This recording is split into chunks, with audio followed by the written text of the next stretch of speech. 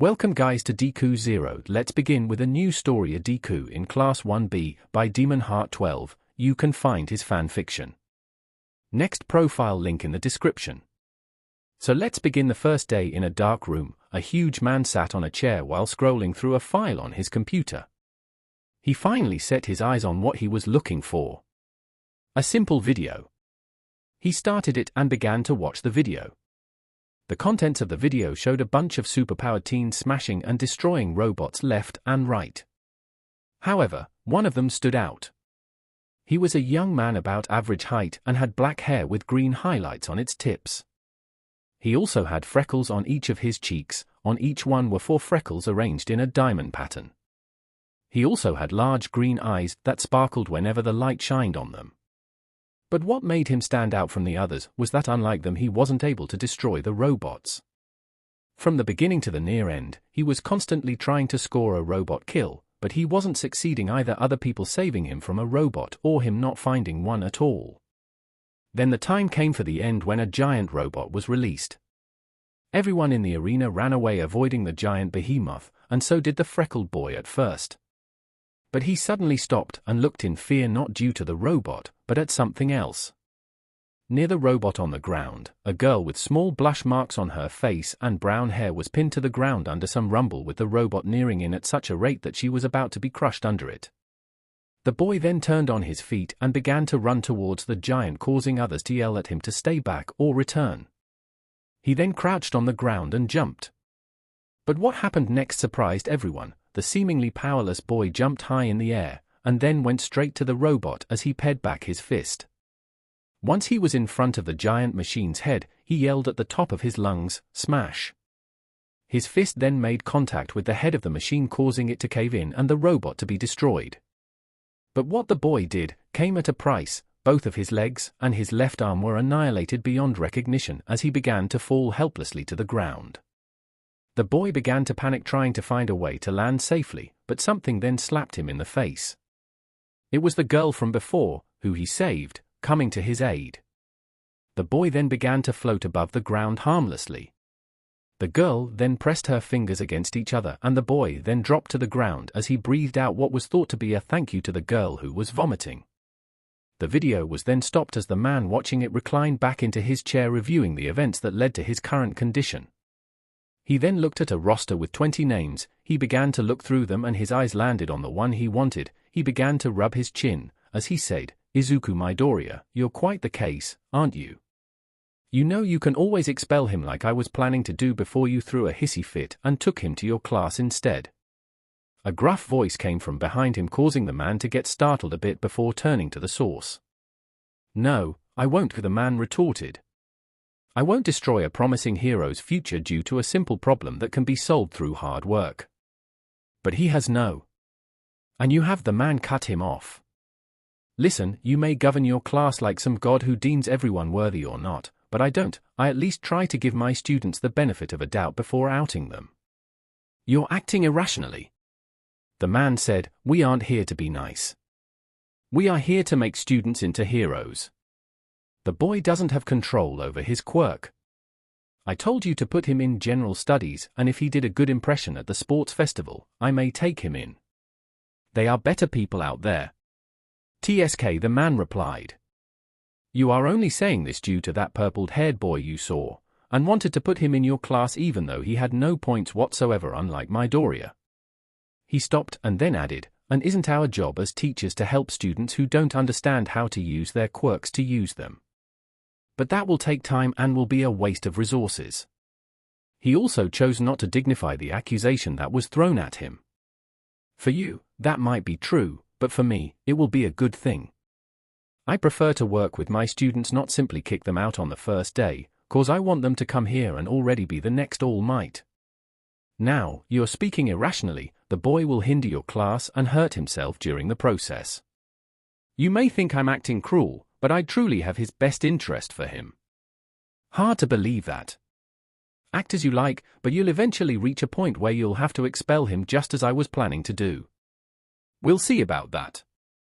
The gruffly voiced man then turned around, walking outside the room, but paused a little as he said, you know what you are doing is truly cruel, letting him dream only for his dream to be crushed midway when the bitter reality strikes him. As he finished his last words of wisdom, he left the room and the other man to his thoughts, who simply said, Izuku Midoriya, you better not disappoint me. I took a huge gamble on you. The next day, the boy from the video stood in front of a huge gate with a smile on his face. He was now going to UEA, the top school for heroes. In his world, around 200 years back in China, a boy was born with the ability to glow, and then other children began to be born with out-of-this-world abilities. Those abilities were eventually called quirks. They could range from simple physical mutations to the ability to control nature itself. And as time progressed, quirks became more and more abundant, but something else began to die. The quirkless are normal people with no ability whatsoever, and one of them was Izuku Midoriya. For the first 15 years of his life, was technically now considered a late bloomer. The boy then remembered his idol's words in his acceptance letter, "This is your hero academia." The boy smiled at the words. The entrance exam was truly an eye-opener for him to see truly how late he was compared to others. He wasn't able to score a signal kill in the exam, however, due to his heroic action of saving the brown-haired girl, he was given rescue points, which were enough to help him succeed in passing the exam. The boy then walked through the gate as he remembered how he got his quirk to begin with, him meeting All Might, running to save his friend from the sludge villain after he himself was almost killed by the same villain, All Might saving them for the villain, All Might declaring him as his successor, the harsh training he went through to gain All Might's quirk one for all, and finally the entrance exam. In those last 10 months, his life was truly something out of a good anime, but he shook his head as he walked forward, thinking about how his life has changed to the better, and then he tripped. He looked with a dumbfounded expression as the ground came closer to his face. He internally asked himself, is this going to happen every time I come here? He closed his eyes waiting for the inevitable pain to come to him, but it never did as he felt himself being held. He then asked himself, is this going to wait, this didn't happen last time. Well, it did, but I wasn't held, maybe it's the nice girl. He looked back to see a floating hand in the air that waved at him as it began to float back to its source. He followed it and then saw a girl, which caused him to flush instantly. The girl then walked toward him and said, watch out, dude. You know falling on the first day is bad luck. The girl in front of him was his age. She had long curly hair with a very dark green color. In addition to that, she had dusk green eyes that resembled oddly a reptilian look with a set of sharp-looking teeth to add to the mix. The boy looked at her blankly, before realizing he was being talked to and by a very cute girl too, so he said, why yeah thanks for the save. He internally cursed his DMN stuttering habit. The girl looked at him and giggled, you're a funny one. She stopped and then added, well, what are we waiting for? Let's go to our classes. The two then began to walk, and the girl then stopped and said, where are my manners? My name is Setsuna Tokuge. Izuku then blushed heavily as he never spoke to a girl, but then it hit him, for he spoke to the nice girl who saved him from tripping on the entrance exam. He began to remember when she spoke to him, and he remained still as a rock, not even saying a single word. Reality then hit him hard, he never actually spoke to a girl. He then looked at Setsuna and mustered enough courage to say, I am Izuku Midoriya, I mean Izuku Midoriya. She looked at him and said, not used to people talking to you, are you, big guy? Izuku blushed heavily as he covered his face with his hands and said, is it that obvious? Setsuna giggled again and told him, as clear as daylight, she noticed Izuku slightly deflating before saying, now, no need to feel bad. Not everyone is a social butterfly. She then changed the subject quickly, in what class are you? I'm in class 1B. Izuku lightened up as he said happily, really, I'm in class 1B too. Are going to be a hero. Setsuna then laughed as she said, obviously Mop Top, why do you think I'm in class 1B? To tap dance. The boy flushed heavily as he noticed his question was really stupid, but tried to talk to her nonetheless. So how much did you score on your entrance exam? But then processed what she said to him and said, Mop Top. Yeah, Mop Top, I mean look at how messy your hair is. Consider it as a nickname, we're friends now, aren't we? And friends give each other nicknames. Setsuna informed him as if it's an obvious thing. Izuku stared at her, not believing what he was hearing. He had a friend. He was about to cry from happiness if it wasn't for him not wanting to scare the girl, and possibly his first friend ever, away. And regarding your first question, I didn't take the entrance exam. She said, confusing him. I entered through recommendations. The boy then smiled and said, That's wonderful, Tokuge. It must mean that you have very good grades or are really great Quirk to enter through our recommendations. I see, congratulate for such an achievement. The girl smiled at him. Even though she wouldn't admit it, she was afraid that some of the students might look down on her due to how she entered the hero course, saying she cheated or took the easy route around. Thanks, Mop Top. The boy sweat dropped at the nickname, but he can live with it. He had been called worse through his quirkless years. As the two continued to walk toward their class while talking to each other, or rather Tokuge talking while Midoria stuttered all the while. They eventually looked at the time and it was getting closer to the beginning of the class. This caused Setsuna to huff, saying, Man, what the heck is this place? A maze. We've been walking around forever and haven't gotten any closer to our classroom. Izuku nodded his head, noticing that they are lost through the corridors of UA. He then had an idea when and said, well, maybe we can use the map of the building in the school guide that we got along with our uniforms. The girl smiled at him and said, well, what are you waiting for, Mop Top? Cough up that map. She then detached her hands, catching Izuku by surprise, who thought that this might have a relation to her quirk and went searching all over his body, causing the poor boy to go nuclear red. He looked at the girl, who was smiling mischievously at him, and asked her, Tokuge, what are D doing to me? Setsuna smiled and giggled, I have no idea, what are you talking about, Mop Top? I'm searching for the map. The boy swallowed heavily as he informed her, I am sure that the map isn't on my stomach. The girl looked at him with a naughty gleam in her eyes as she said, I know, but don't worry. The boy then began to have steam go out of his ears due to the girl's remark, but stopped when he felt her hands leave his body and moved to his backpack and got the school guide. She then said, sorry there, I went a bit overboard. She then opened the school guide and cheered onwards as she walked in front of him. The boy took a moment to calm himself down as he said, no problem. The girl looked back at him and said, but DMN, you sure are ripped under these clothes. This remark was enough for him to almost faint, but he powered through. They both walked in silence, but Izuku decided to break the ice, so he started the conversation. So how was your trip here? My mom sure cried a lot. Seriously, that's the best I can do. Now she'll think I'm weird and won't talk to me anymore. The Setsuna then laughed, you have no idea what my parents did. My mom threw me a party while crying. My dad threw a hissy fit, saying that he will kill anyone who dares to touch his little angel. So be ready when you become my boyfriend. The boy flushed heavily as he said, what? The girl giggled, calm down, I'm joking, she said before adding, or am I? This caused the boy to blush again, but if he had to tell the truth, he was honestly happy with this. He could that Tokuge didn't mean any harm toward him, but was only teasing him. It was what friends did with each other, right? He was cut out of his thoughts when Setsuna said, we're here. The boy looked and saw a large door with 1B on it. He mentally began to pray that neither Kaken nor the scary boy from the entrance exam was there, but he also hoped the nice girl from the entrance exam was there. He still had to thank her for offering to sacrifice her points to help him pass. He was then nudged by Setsuna, who told him, well, what are we waiting for? Let's go inside. Setsuna went through first and she seemed to be looking for someone, as Izuku mentally prepared himself as he said, calm down, Izuku. This is a new school. Kaken can't hurt you here.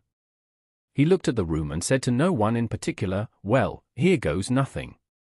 He then walked inside the classroom and looked around, but he didn't notice anyone familiar. He felt kinda bummed out. He then shook his head, this is a good thing. If no one noticed him, then he could make friends. He only hoped no one from the entrance exam was with him due to his less than stellar performance. Suddenly a voice cut through his thoughts as someone greeted him. Hello, I'm Itsuka Kendo. Nice to meet you. The voice belonged to an orange-haired girl who had her hair tied in a side ponytail. She also had teal-green eyes. She seemed to have a good physique on her due to constant workouts. Izuku was startled a little but managed to say, Nice to meet you too, I'm Izuku Midoriya. The girl then said while sheepishly smiling and rubbed the back of her head, sorry if startled you there. He then told her, no problem. He then walked away as his eyes caught a familiar sight of a brown bob-cut hairstyle. He mentally screamed, it's the NCE girl. He made a beeline toward her. Once he was in front of her, he began introducing himself, hello, there, I'm Izuku. He then noticed that the girl wasn't the one he knew, but was someone who looked extremely similar to her. The girl looked at him through the bangs that covered her eyes with curiosity and something else, fear maybe. She then asked him, are talking to me? Seeing the damage was already done, Izuku tried to salvage what can be saved, of course. He told her hoping to trick her and not hurt her feelings. The girl was not convinced. She sighed disappointedly. She truly hoped the boy was actually talking to her, but it was clear he wasn't, and he was trying to spare her feelings, so she said, there's no need to spare my feelings. You thought IW was someone else?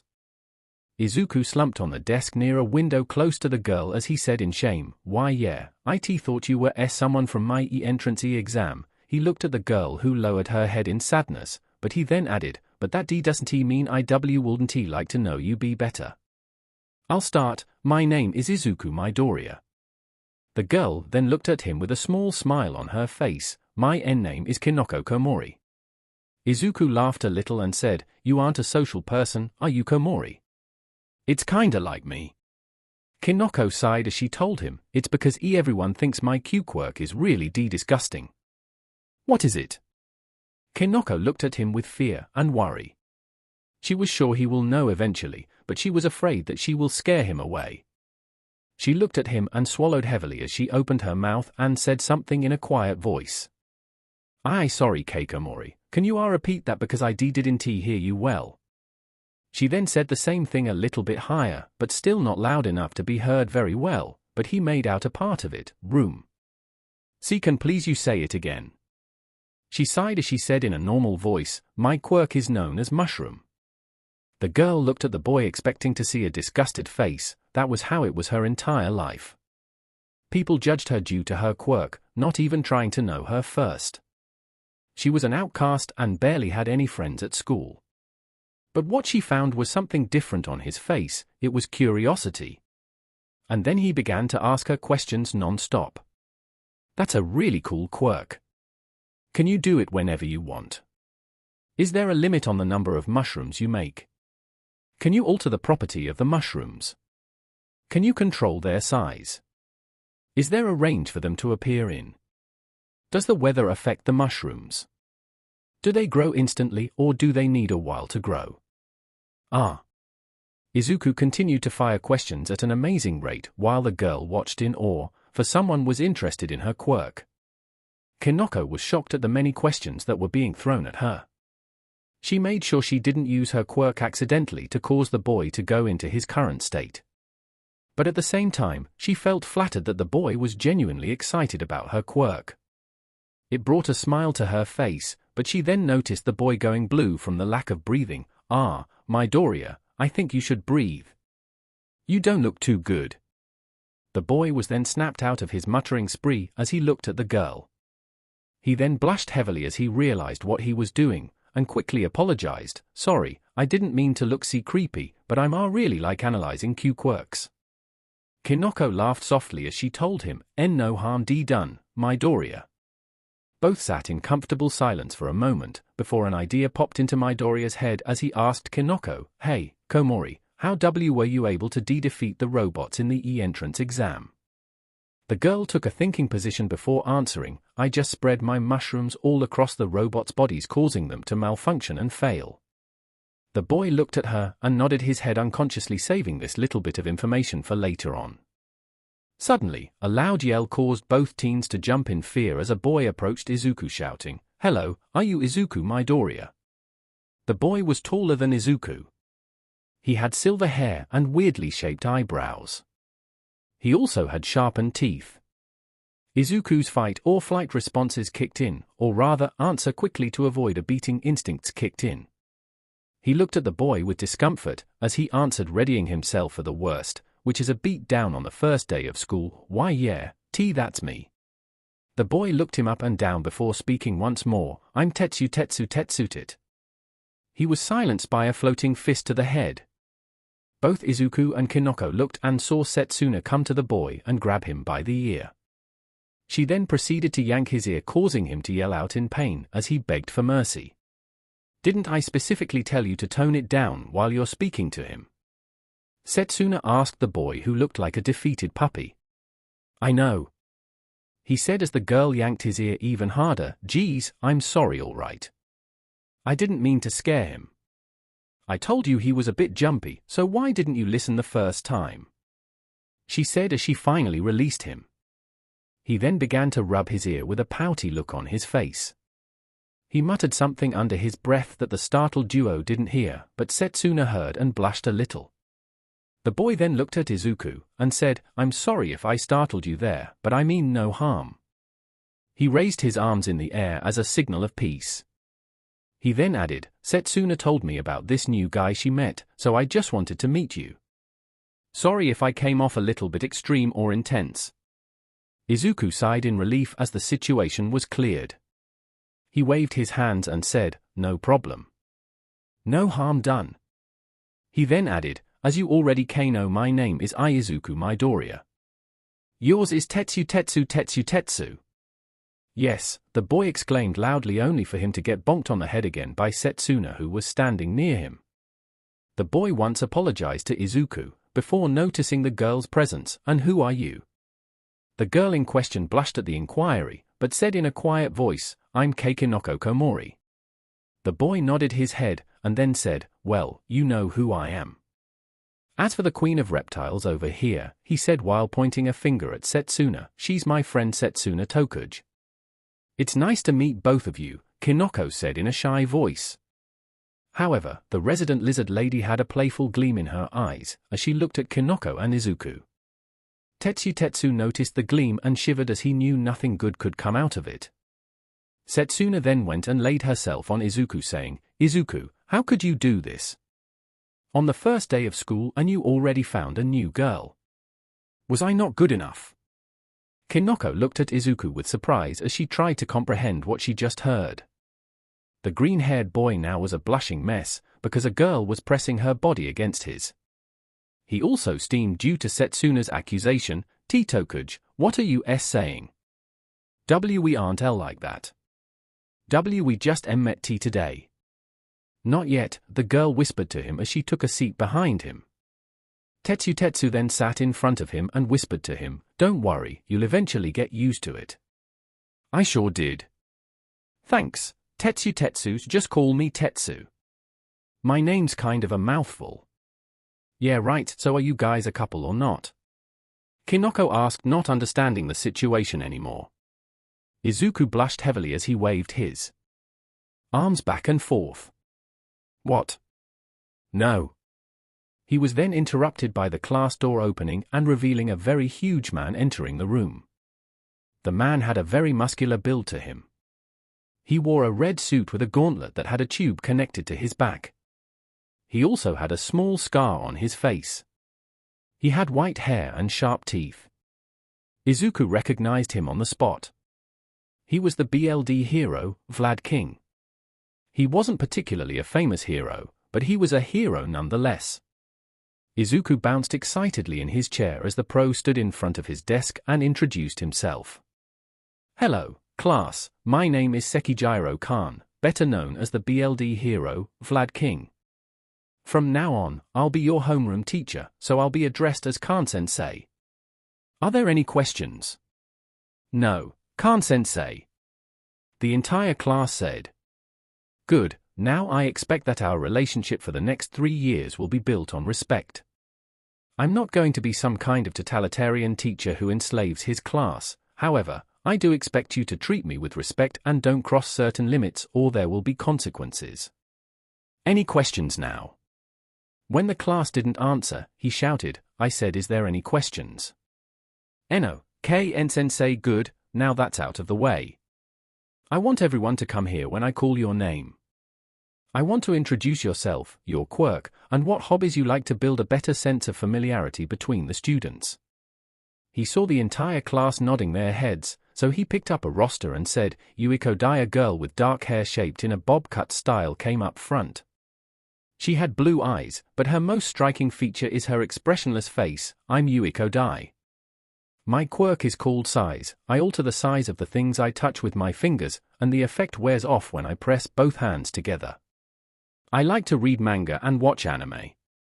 She then went to her seat as another name was called out, Senkai Bara. Meanwhile, Izuku was having a field day as he was writing down his classmates' quirks. They were all awesome, and he wished he can ask them more about their quirks, but it can wait for later events. Now his primary mission was to survive day 1 without ending at the infirmary. Recovery Girl made it clear she will whack him if he ended up there again. He looked at his notebook and continued to write as he began to mutter. At first, nobody noticed that he was muttering because he was keeping it down. Eventually, his muttering began to grow louder and louder as he wrote down more information. This caused his 3 neighbors to look at him with concern. So Tetsu asked in a quiet voice, is he okay? Kinoko answered, I think so. From what I understand, this is a common occurrence. She then walked out of her seat as her name was called out. Izuku was now in the zone when he heard a voice yell out his name, Izuku Midoriya. The boy jumped and shouted, yes, Kan-sensei, it's your turn to come and introduce yourself. The boy rubbed the back of his head and walked forward to where all the class can see him. He heard a couple of snickers along the way and he sighed. It was nothing new, so he would eventually get used to it. Hello, my name is Izuku Midoriya. My quirk is called, Izuku. Being the person, he has thought long and hard about the name for his quirk since its true nature was a secret, inner energy manipulation. It allows to augment my strength and speed. He was cut off by a shout, today stutter, we're not planning to die here while you talk. Izuku looked down before Vlad shouted, be quiet, Kamakiri. He then looked at Izuku and said, proceed, Midoriya. My hobbies are W watching Hero V videos, and W writing Q quirk A analysis. Izuku finished. So, you are like a stalker, who watches people and studies their quirks. The boy from before said, eliciting a few laughs. His name was Togaru Kamakiri. He had a bug-like appearance with yellowish-green skin. He also had 2 mandibles coming out of his mouth. His fluffy green hair was styled in mohawk style. Izuku looked down in sadness. This wasn't the first time his hobby was insulted, but it still felt bad. Then a voice came up, I think Sir Midoriya's hobby is rather impressive and should be complimented rather than insulted. In hero work, it would be most beneficial if we had an idea about the villain's quirks rather than being taken by surprise. It's an important skill. Izuku was shocked that this particular thing was being complimented and looked at the voice. It was a boy who resembled a beast. His name was Jirota Shishida. No one asked you for your opinion, Bigfoot. Togaru shot back. Shishida is right. The ability to know your enemy's quirk is a good thing and can help a pro limit the battle time and keep public damage to a bare minimum if he already had an idea about the villain's weakness. Vlad then looked at Togaru, Kamakiri, keep up the wisecracks, and you'll end up expelled faster than you can produce your blades. The bug boy merely scoffed at him before lowering his head. Vlad then looked at Izuku and said, Midoriya, go back to your seat. Anibara Shiozaki, come up next. However, something didn't fit well with Vlad. It was Izuku. He thought the boy will have his personality all over the place due to his strong quirk. However, he was the opposite, meek, scared, and fearful, but Vlad was determined to make a good pro out of him. As the introductions were finished, Vlad looked at his class and said, students, for now, we'll go to the opening ceremony and listen to the principal's speech. Then after that, we'll have a test. The entire class groaned as that tester was mentioned. However, Izuku was worried that if it was some type of quirk test he would come dead last since he didn't have decent control, or any control for that matter on the one for all. He sighed as students exited the classroom and went to the opening ceremony. He was accompanied by Kinoko, Tetsu, and Setsuna, who all sat beside him. Tetsu then noticed something off. "Hey guys, aren't we a class short?" he said, pointing to 20 empty seats near them. "Yeah, I heard that their teacher is super strict and took them to some test right now," Kinoko explained. "Well, this isn't our problem," Setsuna said as she laid back on her chair. Izuku was lost in his own thoughts, only hoping that the test isn't a quirk test, not even thinking about what was happening. The principal then came along and gave a speech making a few announcements, such as a new mysterious teacher which Izuku knew who he was, and UA's plan to enforce a new dormitory system perhaps in the next year or the second semester. When he finished, everyone was excused, as Vlad announced, "All right, go and get in your gym uniforms. It's time for the quirk apprehension test." Everyone cheered excitedly except Izuku, who sighed sadly knowing he was going to fail this test. Noticing his foul mood, Setsuna asked him, "What's the matter, Green Bean?" "It's just..." The boy sighed, before answering, "I can't control my quirk that good, and I don't feel like looking like a fool than I already am." "You know this school's role is to help us control our quirks, right?" the girl told him in an all-knowing way. The boy laughed, before replying, "I know, but it's just, how can I be like All Might if I can't control my quirk? That's the thing, you aren't All Might. Geez, Green Bean, you're on your first day, and you already want to be number one, ego much?" The poor boy quickly shook his hands trying to defend himself. "No, that's not what I..." The girl snickered at him, "I know. Green Bean, just relax. My point is just don't try to reach the impossible on the first day. We're here to make mistakes, so we don't do them out on the field, so just take it easy." She then lifted her fist and said, "Fist bump." The boy's face flushed as he fist bumped her and then went to change his clothes. In the locker room, everyone was changing to their gym uniforms when Tetsu yelled, startling Izuku, "Dude, where did you get all these scars? That's so manly." Izuku, who was used to working shirtless with no one seeing him, was afraid, so he quickly answered, "Training." He didn't want them to know about his past, and that he was a quirk practice dummy, especially for Kaken. "So Midoria, I must admit, to push yourself to such lengths to strengthen your quirk, gaining these scars along the way must have been painful." The Beast Boy said while raising his hand, "Respect you for such a strong will. We never got to be introduced properly to each other. My name is Jirota Shishida, a pleasure to meet you." Izuku grasped the Beast Boy's hand and shook it, saying, "Pleasure's all mine, Izuku Midoria." After that, everyone went back to putting on their clothes, but when they were about to leave, they heard someone shouting. That voice was enough to make Izuku quiver like a leaf. "That test was SOF easy. I completely aced it." The voice belonged to a boy with ash blonde hair.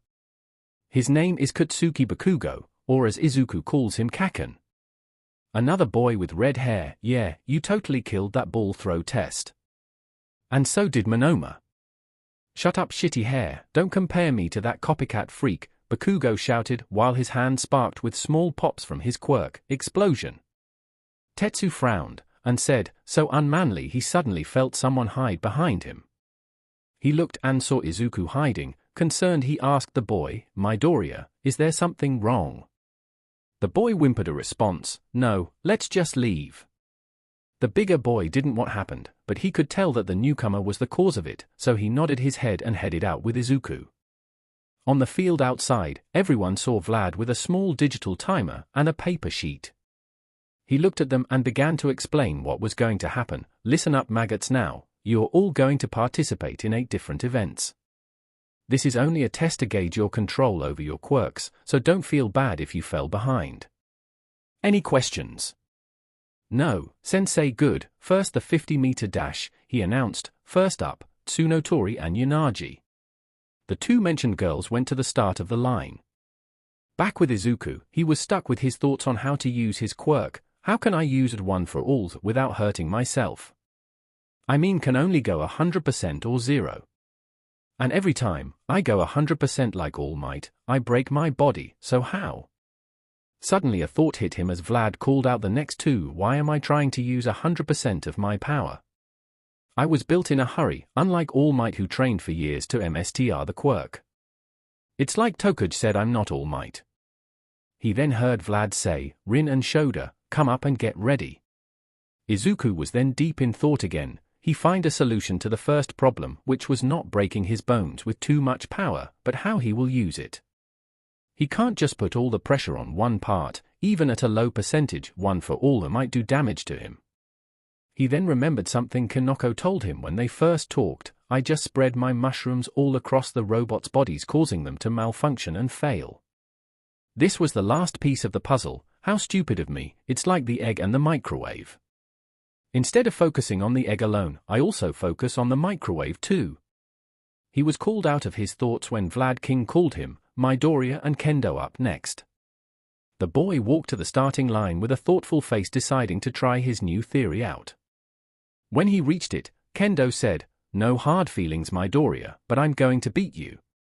Both students got ready, but Vlad watched Midoria. He wanted to see what he will do.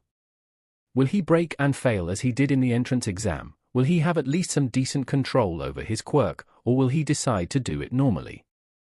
The first case was something he hoped never happened, the second was something that would impress, and the last was something that he wouldn't mind, since his students' safety come first. As both students took a running position, something began to happen with Midoria. Midoria took a deep breath and allowed his quirk to flow through his entire body. His body at first glowed with red veins, grabbing everyone's attention. It then disappeared and was replaced by green lighting that surrounded his entire frame, but Midoria held a pained expression.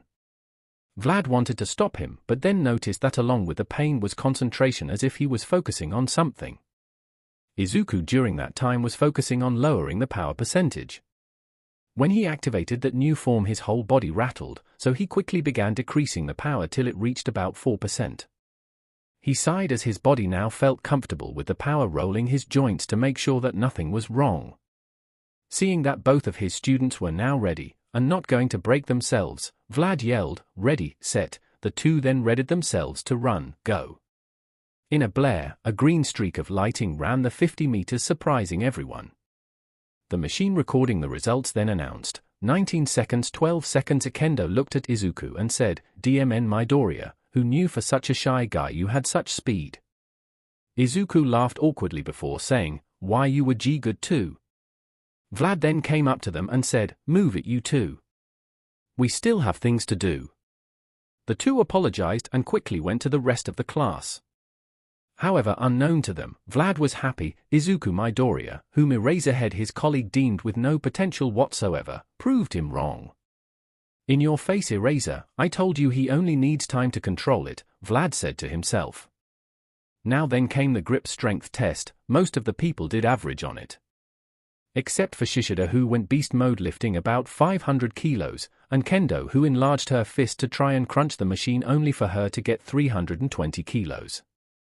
Finally, it was Izuku's turn. He swallowed heavily since he wanted at least a decent score with this one. Since his quirk is strength augmentation in the first place, he felt it would be kinda lame if he didn't at least get in the hundreds.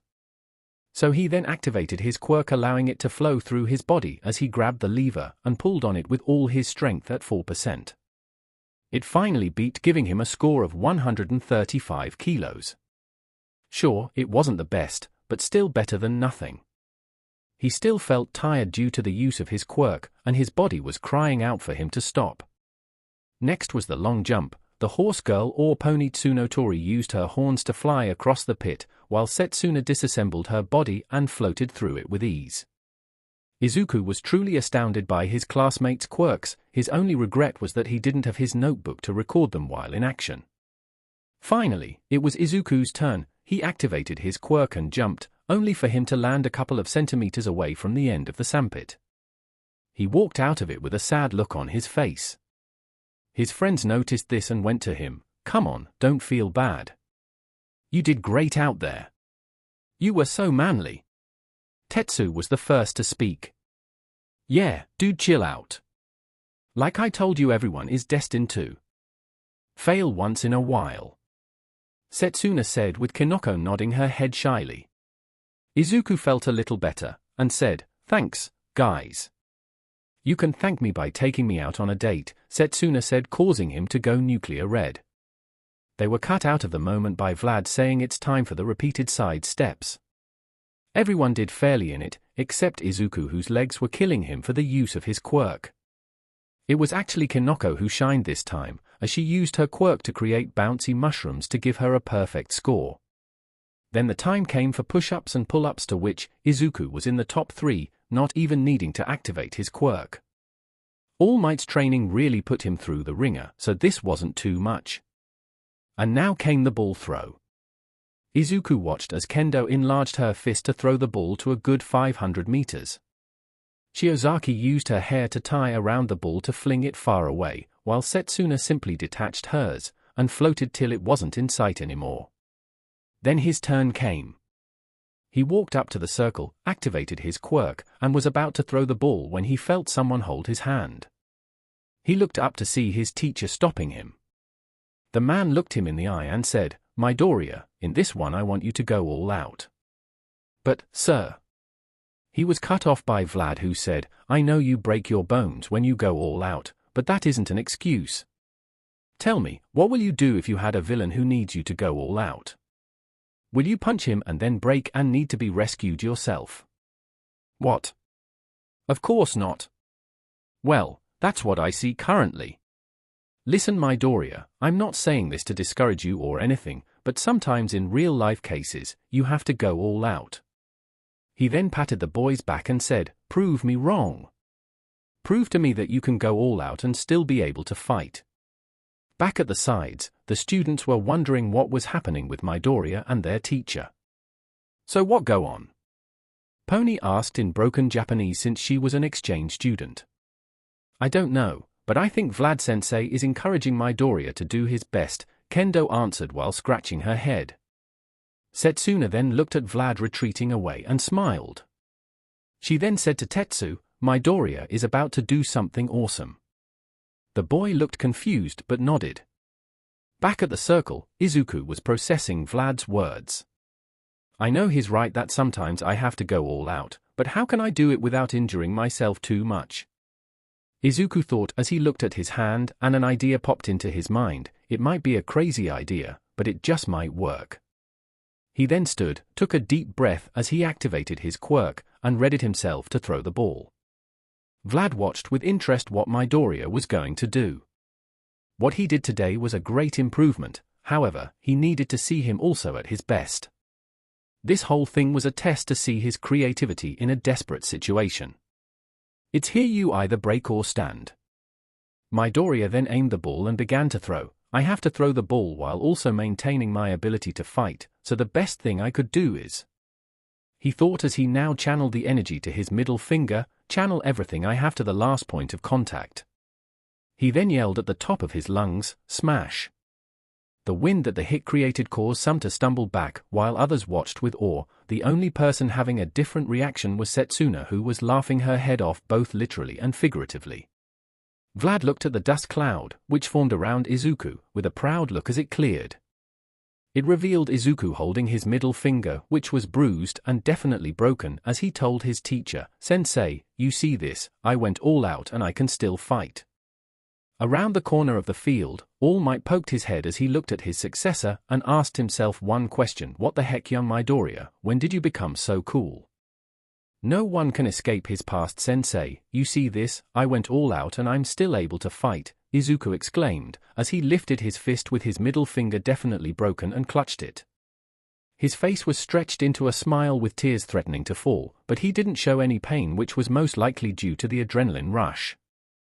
Vlad nodded his head in approval as he said with a smirk, "Midoriya." 3 meters. He then walked over to the boy and said, "Midoriya, do you think you can still continue, or do you need to go to Recovery Girl's office?" The boy looked at his finger.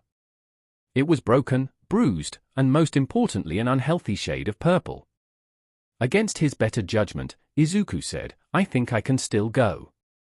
Vlad gave him a skeptical look but nodded. "All right then, next up, Shihai Kuroiro." But when Izuku left, Vlad added, "I can't wait for the sports festival to rub this in Eraser's face." Midoriya returned to his class as the boy who was called passed by him with a scowl. He could tell why the boy was upset because his quirk, which allowed him to merge with black-colored objects, didn't do him any good here. The boy stood there for a moment trying to control the pain that just caught up with him when he was overwhelmed by his classmates asking him many questions. Tetsu first jumped at him and said, "Man, that was so manly. You threw the ball so far away. How strong are you?" The boy blushed at what he perceived as a compliment. Setsuna then came up and said, "Dude, that was so awesome. You totally killed it." She then hugged him on purpose knowing she will get a hilarious reaction out of him, and on cue the boy had steam coming out of his ears and nose. When the girl let go, he tried to regain his composure when he felt a small tap on his shoulder. He turned and found Kinoko holding a small mushroom. She then said, "Eat this." He raised an eyebrow remembering how he got his quirk. The memory alone caused shivers to run down his spine. She then added, "It's a painkiller mushroom. I can see that you're in pain, and this one will numb the pain for a bit." The boy smiled at the girl and said, "Thanks, Komori." The girl blushed and said, "You're welcome." On the side, a certain orange-haired girl was watching the boy with great interest. He had such huge power, and it made her wonder in a match between them who would win, his strength or her skills. She also had a couple of questions she needed to ask him right now. "Midoriya, can I ask you a question?" The boy looked confused at Itsuka and nodded his head. "Sure, what do you want to know?" "How does your quirk work?" She asked straight and direct. She was never for beating around the bush. "Well, it just gives me super." Izuku said only to be cut off by Setsuna who said, "Listen Green Bean, we heard that part, but we want to hear the mechanism of your quirk. How does it work in the first place?" Izuku looked at her as he began thinking about an answer. He knew from his idol that his quirk crystallizes energy and stores it allowing the user to access it. So it could be considered a battery of pure energy. Izuku looked at her and said, "Well, my quirk is kinda like an internal battery that I use once I tap into it. The energy then flows through my body giving me super strength and speed." Kendo looked satisfied with this answer, but asked another, "So that was your full strength?" "Well, not really." The boy answered. Silence filled the air as everyone looked at him amazed until Togaru decided to break it and said, "How that wasn't your full strength?" "Well, Vlad-sensei wanted me to use my quirk at full strength, while also keeping my ability to fight, so the best solution was to only use one finger. That also cost me some distance." The boy explained. Togaru scoffed, "No matter, I'll crush you stutter." This caused Izuku to shiver at the hostility the boy was emitting. "Did I do something to anger him?" Izuku asked, getting confused looks. The bug boy had it out for him from the very start without a reason. He sighed, he was used to Kaken so he can get used to Kamakiri. At least, he won't beat him. Setsuna then asked him, "Say Green Bean, didn't you say that you didn't have much control over your quirk? How come you controlled so well today?" She remembered their conversation before going to change their clothes, and what he said. Izuku answered her, "Well, it was thanks to you and Kinoko." The girls looked at him and said, "Us?" "Yeah, at first when I was using my quirk, I always went 100% trying to be like All Might, but Tokude reminded me that I'm not him, so I lowered the power percentage. And then I remembered how Komori defeated the robots in the entrance exam by spreading her mushrooms all over their bodies, so I decided to try the same thing with my quirk on my body." The boy answered, and then bowed to the girls and said, "Thanks." Kinoko blushed, while Setsuna laughed at him and said, "Don't mention it, Green Bean. What are friends for?" Suddenly Vlad yelled, "Come on maggots, we still have 3 tests to complete." Next was the flexibility test, which Izuku did decent on given that his finger was broken. It was followed by seated toe touch, which he also did decently. It was then followed by the endurance run. It took about 15 minutes for half of the class to give out. And a couple more for another 5 to throw in the towel. The remaining 5 were Kendo, Izuku, Togaru, Pony, and Shishida. Pony looked at them and said in English, "I can go for weeks. My quirk gives me the natural advantage." Izuku replied to her in the same language, my quirk kinda helps out too. The girl's eyes widened in delight as she said, you know English. The boy nodded as the girl smiled happily saying, finally, someone I could talk to. The boy understood where Pony was coming from. Being a foreigner must be hard for her, and having someone who can understand her could help her greatly. Maybe he should give her a couple of lessons in Japanese. It then took a couple of more minutes for the remaining 5 to throw in the tower, with Izuku being third, Shishida second, and Pony first. Now, they all stood in front of Vlad, who was calculating the results. He looked at them and said, here are the results. Midoria looked for his name and was awed. He was in the 5th position. He wanted to cry, but he didn't want to look like some crybaby in front of his friends. Vlad then said, now regarding the results, those tests only showed your skill with your quirk, and some were at a disadvantage, not able to use their quirks at all. For all of you to know, these tests don't define who you are. I saw that you all tried your best, some of you used your quirks creatively, others made up for their inability to use their quirk by pushing their bodies to their limits, and some put up a good show. Now for those on the top, don't get too comfortable with yourselves, always work hard. Those in the bottom, don't feel bad, we'll work from the bottom up. He noticed that there was no other reason to keep them, so he said, all right, go to class and get your syllabus. He then turned to Midoriya and said, Midoriya, go to Recovery Girl's office, here's a slip. The man handed him a small piece of paper. The boy then went away, as others cleared the training ground. Back in the classroom, everyone began packing their bags, and groups formed with each other except a certain bug boy who just sulked alone in the corner of the classroom. Setsuna sat with Tetsu, Itsuka, and Kanoko as they waited for Izuku. She looked at her watch and sighed, what is taking the green bin so much, it's only a finger. It'll looked really bad tea though, Kanoko interjected. She remembered how bruised his finger was, and it scared her to no end. She could only imagine what kind of pain her friend must have felt. But she couldn't say she wasn't happy, since according to him, now, he had decent control over his quirk, so he won't get hurt anymore unless he decided to go all out, which she really hoped he didn't. Kendo then stated, but still to have your bones broken, that's some serious backlash for a quirk. She heard that some quirks cause tiredness, headaches, stomachaches, or some other problem. Heck, she even heard that some quirks cause the user to faint from overdoing it, but to have your bones broken was some really nasty stuff, but she can only imagine what his power will be if he had full control, only time will tell, she thought. Tetsu was about to add something, when a boy with black hair and a headband said something, oh, you haven't seen what kind of damage his quirk can do yet. This was a small display. Tetsu then looked at the boy, and said, what do you mean, a waste? The boy looked at him, and said, I mean he got off lucky this time. I was in the same arena with him, and I have to say that he left one heck of an impression. He said, remembering how Izuku easily leveled the 0-pointer into the ground.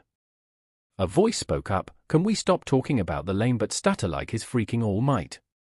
Togaru said, clearly annoyed with the subject the class was talking about. Setsuna, who had enough of his attitude, walked up to him saying, hey dude, what's your deal with Midoriya? The moment he spoke, you began picking on him. She was truly angry that the bug boy showed such hostility towards her friend. She never liked bullies, and she wasn't going to let one get his way. If she didn't know any better, she would say that Togaru was here just to fight, not become a hero. The boy pushed her aside and said, keep your opinion to yourself, lizard wretch. You don't see me snooping around your personal business. He then walked away from her toward the door. Setsuna couldn't believe what she heard. Did he just call her a wretch? It just got personal. She looked at him and said, come back here. She lunged forward only to be intercepted by Tetsu, who held her back, saying what Togaru did wasn't manly. Wanna come at me, wretch? Togaru said as he brandished 2 blades from his wrists. Jirota then stepped forward and said, now please let's calm ourselves down. We're going to be classmates for the next 3 years, so can we at least be civil in our conversations? He finished trying to de-escalate the situation that went from 0 to 100 in a mere moment. He looked to Setsuna, who seemed to have calmed down, for Tetsu to let go of her. He then said, now, can we talk with each other calmly? The bug boy scoffed, and left the room as he told them, "I have better things to do with my life than talking about some lame but stutter." Setsuna, although calm now, was boiling with anger. She didn't know what this guy's case was. He began to pick on Midoriya the moment he walked to present himself. It seemed that the bug boy took a personal annoyance with Izuku's mere presence. This caused her to frown before letting out a sigh as she felt her anger slowly disappear. Tetsu was sharing a similar feeling as he looked at the bug boy's retreating form. He didn't know what his problem was, but he knew he couldn't let him harm his friend just cause he feels like it. Well, that went as horribly as possible. Koshi Tsuburaba said. He was a boy with brown hair. Setsuna then said, "Okay, aside from the unnecessary comment, and now that the pain in the butt is gone," she said through gritted teeth, "let's get back to business." She said, cheerfully, eliciting a few sweat drops at how her mood flipped from planning Togaru's murder to chatting happily. She then looked at Awase and ordered him, "Tell me everything you know about the green bean." The boy scratched his head. "Well, as I said before, I was with him in the entrance exam, but I don't think he remembers me, and not that I think he wants to. Honestly, he was very plain, and he didn't do much. Hell, he couldn't even destroy any robots. He had to be saved every time he tried to." This caused confusion to envelop the class. The main question was how a person with a strength quirk wasn't able to fight robots. He should have torn right through them. But Midoriya has a strong quirk, so how wasn't he able to destroy the robots? Senkaibara asked the question on everyone's mind. "I don't know," Yosetsu said as he shrugged, "I'm just saying it as it happened." For most of the test, he was trying to fight the robots quirkless, but seeing the backlash, I can't say I blame him. Though, he was able to level the zero-pointer. This information got wide eyes from all the students except those who entered through recommendations. Juzo Honinuki then asked, "The what?" Juzo was a male with sandy blonde hair. But his most striking feature was his face, which resembled that of a skeleton since he had no lips or visible nose. Everyone looked at him, and Manga Fukudashi showed through his thought bubble a phrase that said, "It's a giant robot." "Hey," Setsuna said, but then asked, "Can you guys please explain what the zero-pointer is?" "No problem, Lady Tokuge. You see, the zero-pointer is a giant robot about 7 stories high. We were told that it was an obstacle that we should avoid at all costs, and seeing it in person I know why." Jirota explained. "And yet the green bin still went against it. Man, he's full of surprises." Setsuna said, imagining Midoriya defeating the huge robot. "Yeah, but why did he do something so unnecessary?" Kendo asked, trying to understand the reason why Izuku went after something that was virtually equal to zero. "Well, you see," Yosetsu said while smiling sheepishly, "when the zero-pointer was released, everyone ran for their lives, but a girl got stuck under the rumble. When he saw that no one was trying to save her, he ran and destroyed the robot, but he was cut off by Tetsu, who cried, 'Dude, that's so manly.'" The boy then returned to his story. Aside from that, Midoriya broke his left arm and both his legs during his attempt and then began to fall to the ground. If it wasn't for the girl he saved having some type of gravity quirk, well, Recovery Girl might have found a red stain on the ground. The last remark earned him a punch to the head from Setsuna, who felt very uncomfortable at the idea of one of her friends dying. "Don't say that like you're talking about the weather," Setsuna demanded. "Hey, I just said it as I saw it," the boy complained as he rubbed the assaulted spot. "But still, that was so manly, and it was really cool of him," Tetsu said.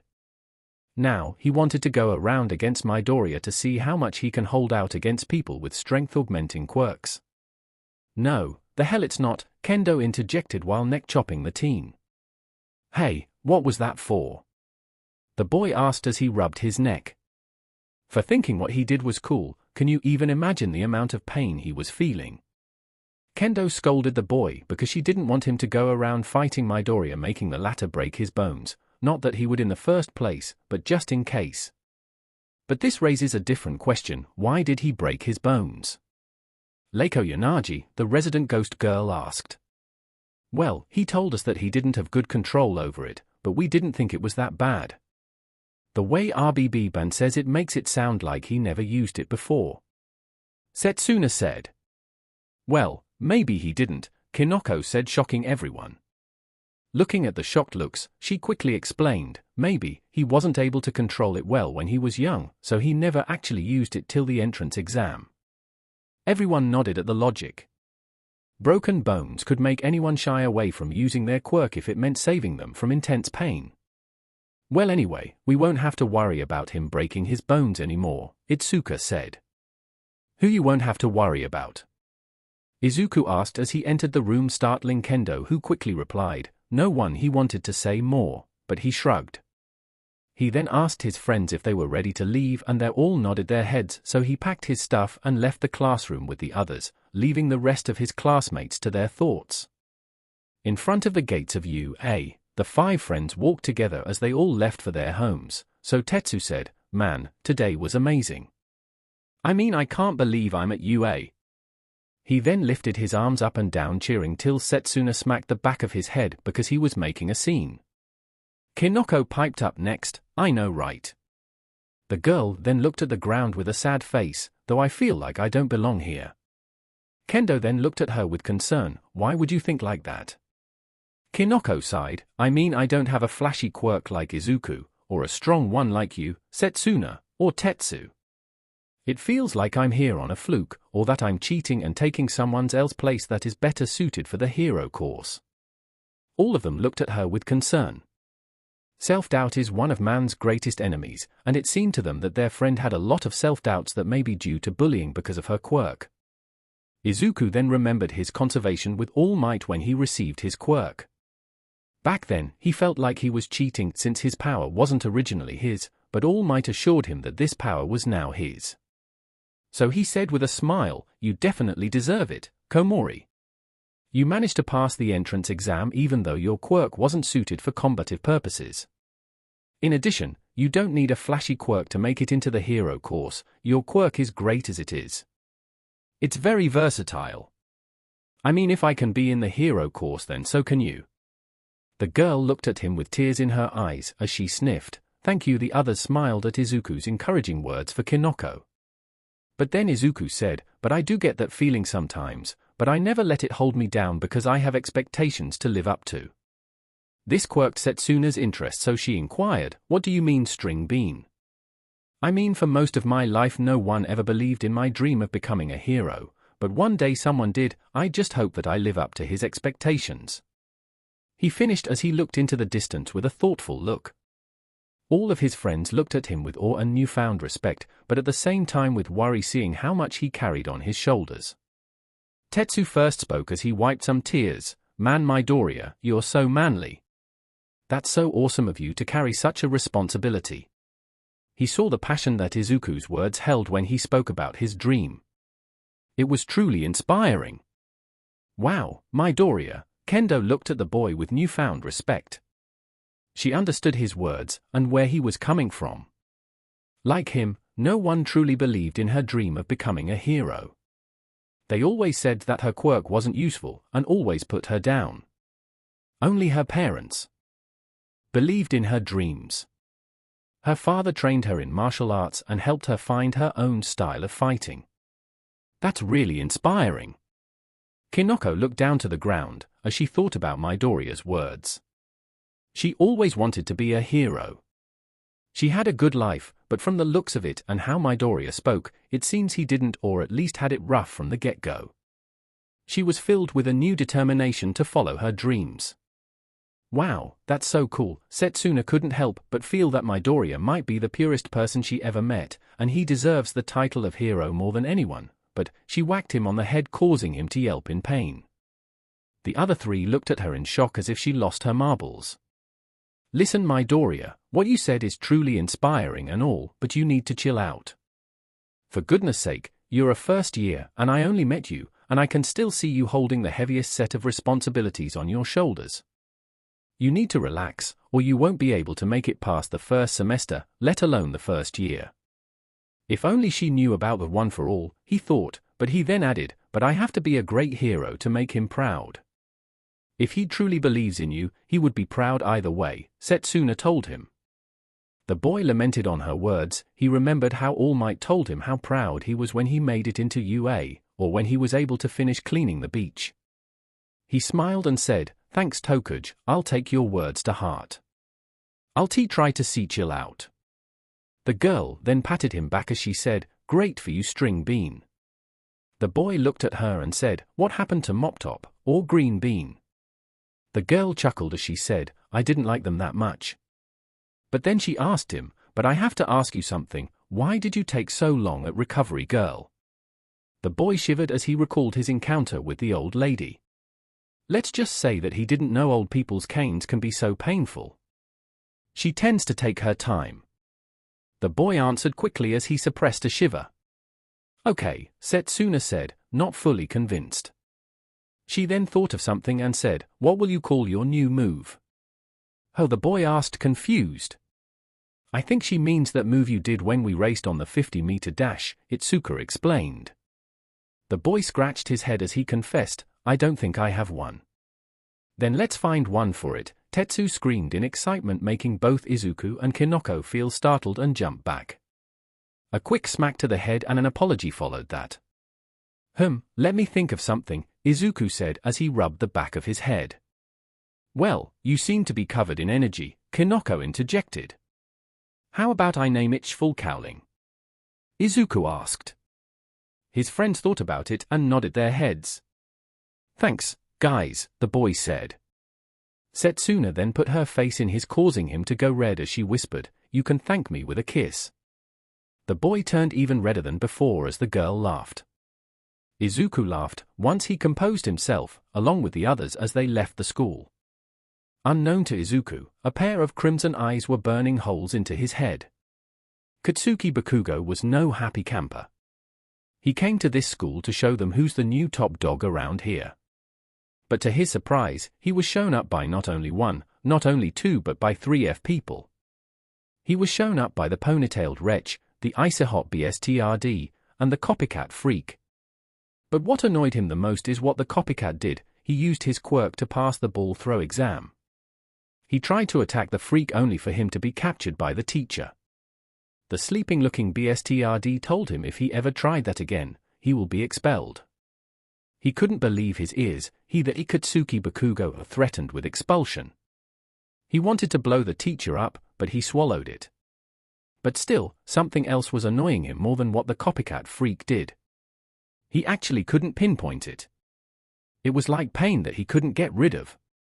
It was like a thorn in his side that can't get out. This reminded him of the only thing that ever gave him this feeling, or rather the only person. Deku, he thought with anger, but he knew the nerd won't come here. He made it crystal clear that if he ever did, he will kill him. But he couldn't shake that feeling that accompanied the boy. It only increased when he arrived at the changing rooms after the exam. It was only a moment, but he actually saw a patch of green hair go out of the room with a sliver-haired boy. He wanted to attack him but held himself back since that DM nerd isn't the only person alive with green hair. He was so deep in thought he didn't notice a girl walk up to him. "Hey Bakugo, what are thinking about?" The boy's instincts kicked in as he turned and was about to blow her up only for him to stop as he saw the source of the voice. Round face, "Never creep on me like that again." The girl then puffed her cheeks as she said, "Well, if I didn't do that, you might have slept at school," she said as she turned to walk away, but stopped saying, "And my name is Okako Uraraka." The boy scoffed as he said, "Whatever." Round face, she then walked out to the blue-haired boy who was waiting for her. Bakugo called him a knockoff Sonic due to his quirk being related to speed, but he will settle for 4 eyes cause it isn't a mouthful like the last one. He walked out of the classroom only to be greeted by Shitty Hair smiling like a moron at him. He sighed as he walked away from him. "What do you want, Shitty Hair?" The boy looked offended as he said, "First, our hair is practically the same, and second, my name is Ahiro Kirishima." The boy then stopped a little. He then yelled, "I want to walk with you cause you're so manly." Bakugo rolled his eyes as he yelled at the boy, "Leave me the F alone." But the boy kept following as if he never heard him in the first place. Bakugo sighed as he face-palmed. Could this get any worse? He thought. It was as if the universe has answered his question. He saw something that made him blow with rage. It was so small, but he could make it clearly. It was a patch of green hair. It reminded him so much of Deku that he quickly made a beeline toward the group that the patch was walking with. The group made a turn around a corner before he could arrive. He turned around and they simply disappeared. He was so stressed right now. Kirishima then caught up to him and asked him, "Hey, Baku bro, why did you go in such a hurry and then suddenly stop dead in your tracks?" Bakugo didn't hear him. The only thought he heard was that there is a chance the DMN nerd didn't take his warning seriously and still came to UA. That quirkless freak actually thought he has the right to stand on the same pedestal as him. He knew that if the nerd wasn't in 1A, then he'll most likely be in 1B. He will get to the bottom of this tomorrow. He walked home as he growled, "Deku, it was Midoriya's second day at UA, and he was excited, to say the least." The first day went better than he honestly expected. He made new friends, gained at least some idea on how to control his quirk without breaking his bones, and most importantly, he didn't get beat up. It may seem sad, but that was Izuku's normal routine before UA. He walked up to the gates and took a step forward, but he didn't fall. He chuckled a little as he thought that he would fall to the ground again. He was so distracted that he actually managed to bump into someone. Izuku looked at the person he bumped into and felt a shiver run down his spine. It was the scary boy from the entrance exam. He still remembered how the boy treated him, whether dismissing him at the briefing or accusing him that he was trying to sabotage the nice girl. The boy looked at him and his face held a scowl as he said, "Watch where you are going. Are you sure you belong in UA? Students of UA should have utmost vigilance so things like these don't happen. I truly recommend that you change schools since you don't hold the spirit of UA." The boy continued to talk about how UA students should behave like him, but Izuku made the mistake of cutting him off by saying, "I'm sorry, okay?" The boy looked offended by being cut off and said, "It's rude to cut off people while they're speaking." The boy continued to lecture him as Izuku shrank on himself, sighing as he wondered how his day took such a bad turn all of a sudden. A voice then caught both boys' attention. "Hey, leave him alone. He said sorry, didn't he?" Izuku looked and sighed in relief as he saw Kendo approach him. The boy tried to talk to Kendo to reprimand her for something, but the girl didn't have it. She grabbed Izuku's arm and dragged him away, saying to the boy, "Since you're the model student of UA, get to your class. You're almost late." The boy looked at his watch and ran quickly. "Well, he's something," Kendo said. She then looked at Izuku and asked, "What did you do to him anyway?" "I just bumped into him," the boy answered honestly. This made the girl confused. All this fuss just for bumping into him. Either the guy was seriously stiff, or no, he was just stiff. "Well, anyway, let's go to class," she said. She then took a more excited tone as she asked Izuku, "Who do you think our teacher is? What do you think we will do today in our first heroics class?" The boy smiled sheepishly and said, "I have no idea."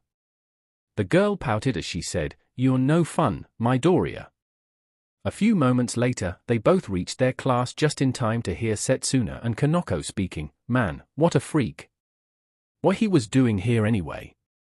He was watching everyone entering the class with a look that can kill the gods. Kanoko then said, "His crimson eyes really scared me. It was like he can see in my soul." Izuku shivered at the description and can only think of one person. Kakane, he thought in fear. He hoped he can avoid the boy for a little longer or perhaps forever if possible, but it looks like the boy has already begun searching for him. He shivered at the idea of Bakugo giving a beatdown every day here. He didn't want his friends to find out about his past with Bakugo. He sure learned to accept it, but that doesn't mean he wanted others to know about it. It would make him look weak, not that he was strong before entering UA. The boy was startled out of his thoughts when a floating hand poked his stomach. The boy turned red as he asked the lizard girl, "What are you doing, Titokuj?" The girl laughed and said, "You went into a muttering spree, so I stopped you." The boy blushed heavily. He then looked at Kinoko and greeted her.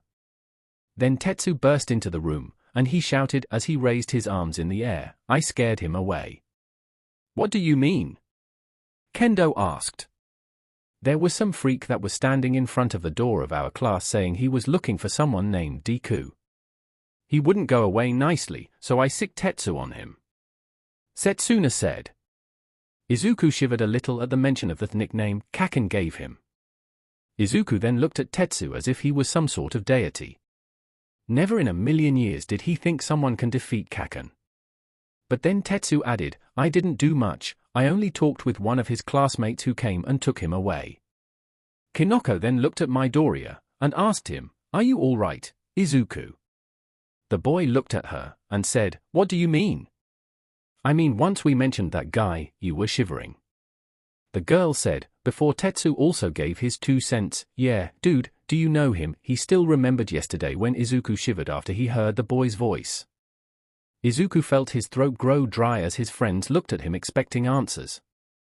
He prayed for every deity he knew of to help him. And as if the universe heard him, the door opened as Vlad walked in.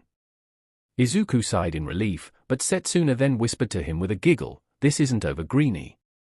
The boy gulped as Vlad began explaining what was going to happen today. Listen, maggots, today is your first heroic class. So you will all go to Gym Gamma and wait for your teacher there. Yosetsu raised his hand, and Vlad said without looking at him, No, you won't need your hero costumes. The boy then lowered his hand. Vlad then looked at his class and yelled, Now, go and change.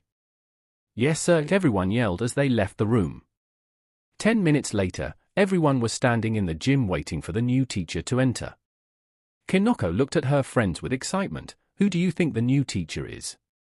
I don't know, maybe a pro from the top 20 heroes, Setsuna said with Tetsu, Kinoko, and Kendo nodding their heads. Izuku on the other hand was beaming with excitement. He knew who the new teacher was, and he couldn't wait to see him.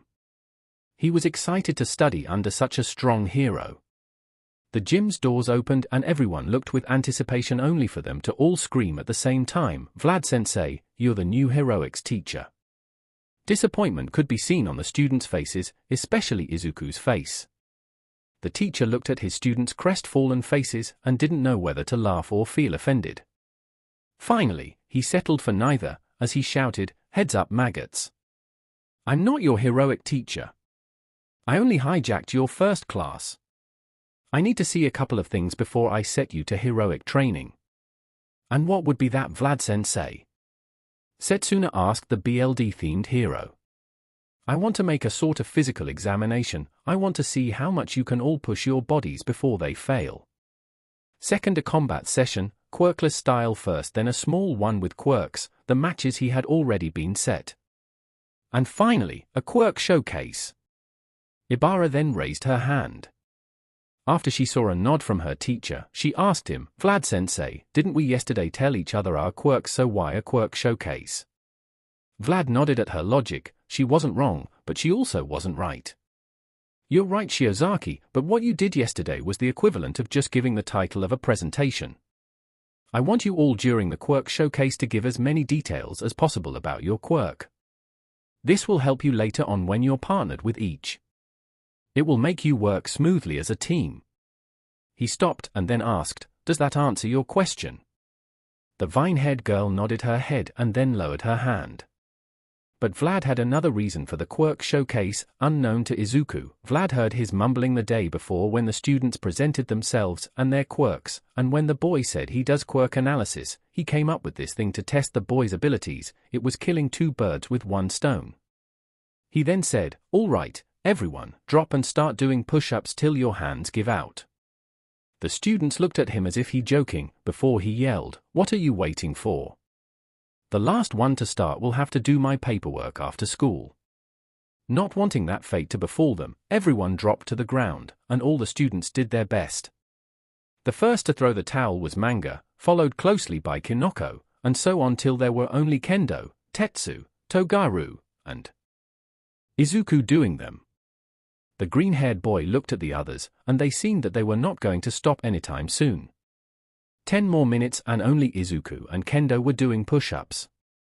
The girl looked at him and said, You're quite strong, Midoria. Thanks, you two. 2 more minutes later, both students fell to the ground tired and exhausted. Setsuna then came and said, "You seem like you're both enjoying this way too much." Vlad then yelled, "Come on, we don't have time to play around, we still have a lot of work to do." The exercises that followed the first one can be only called torture, according to the students. Students were forced to do pull-ups till their hands broke down, squats till they couldn't feel their thighs, and running for around an hour before they all threw the towel. The teacher walked over to his students' near-dead forms, and said, "Pull yourselves together, we have work to do. If you're like that, you won't be able to make it." The students begrudgingly stood up as they readied themselves for the next torture session. The teacher then said, "It's time for quirkless combat, then quirked combat. The first is to see how you do if you come up against someone with a quirk opposite to yours, or if using your quirk will damage the surrounding area. Quirked combat, as I said, will be later to see if there is a certain fighting style that will help you. Now here are the matches. 1. Kendo vs Tetsu. Tetsu. 2. Tokud vs Kamakiri. 3. Komori vs Kodai. 10. Midoriya vs Shoda. Both boys looked at each other. Izuku looked at the mentioned boy. He was a short boy about his height or a little shorter. He had iceberg blue hair, and most importantly his hobby is boxing. Izuku gulped, he was screwed. Shoda saw this and walked over saying, "I can see you're worried. I'll go easy on you if you want." Izuku thought about it but shook his head saying, "No, it's for the best if you go all out." Vlad Sensei said he wants to gauge our ability when it comes to quirkless combat, so it will hurt a bit, but it will be worth it in the end. The boy nodded his head, respecting Midoriya's decision. The matches began to take place, and Izuku took notes about his classmates. It was clear Kendo had a lot of martial arts skills under her belt, while Tetsu was more into wrestling. Setsuna was using some sort of combination between kung fu and street brawling, while Kamakiri, well, Izuku could say didn't know how to throw a punch without using his quirk, though he had to give respect to the boy's reaction time, which was impeccable. Kinoko wasn't too good either, and so was Kodai. Then it was him against Shoda. The fight was long. Although Midoriya didn't know how to throw a punch, he knew how to avoid one. 5 minutes into the fight and Shoda was able to land a hit, causing Midoriya to bend over, and he officially lost.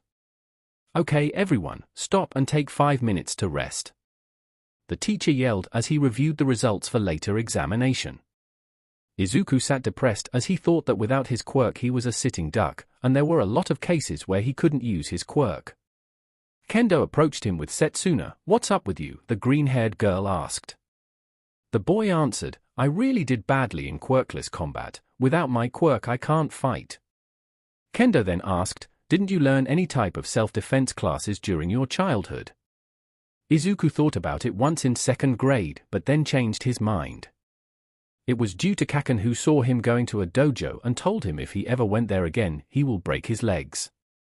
He said that the dojo shouldn't waste its time on a quirkless freak like him, so he lied, laughing a little. "My mom is a little bit overbearing.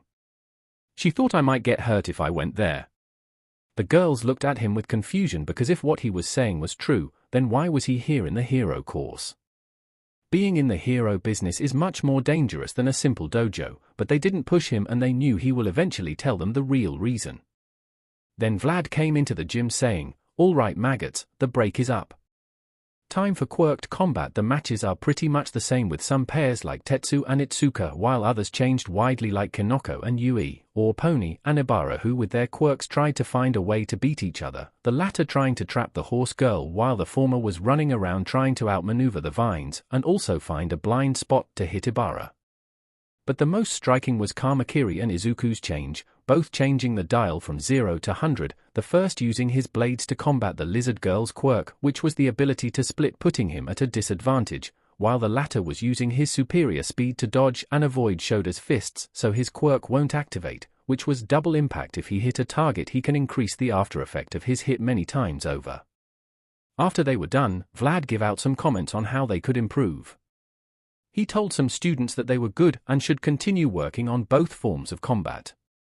Others were given tips, such as Ibara, who was told to find a way to use her quirk without being an open target, or Izuku, who was told that he should use more than punches. Finally, it was time for the quirk showcase. Izuku was excited so much he was bouncing like a child. His friends came alongside him and saw his state and smiled. Tetsu was first to speak. Hey Midoriya, bet you're excited, huh? I am, it's just your quirks are so awesome. I can't wait to ask you questions about them. Izuku said with a big smile. His friend's sweat dropped, hoping that he didn't ask them questions that they themselves didn't know how to answer. All right, everyone, let's begin. Vlad looked at his students. Let's see, who wants to go up first?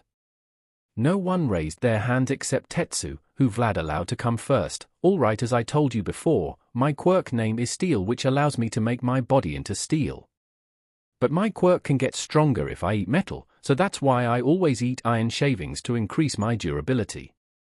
The whole crowd was silent, except Izuku, who raised his hand to ask a question. Can I ask you a couple of questions? Sure, go ahead.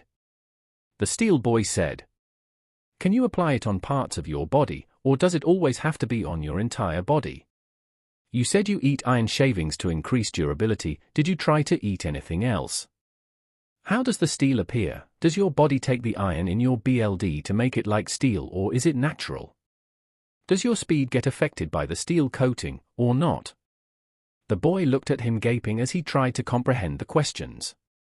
Once he got a hold of them, he answered, I never tried to do that. No, I don't eat other metals, but tell me after this what that would do. Yeah, I think so, since if I use it for too long I get iron fatigue.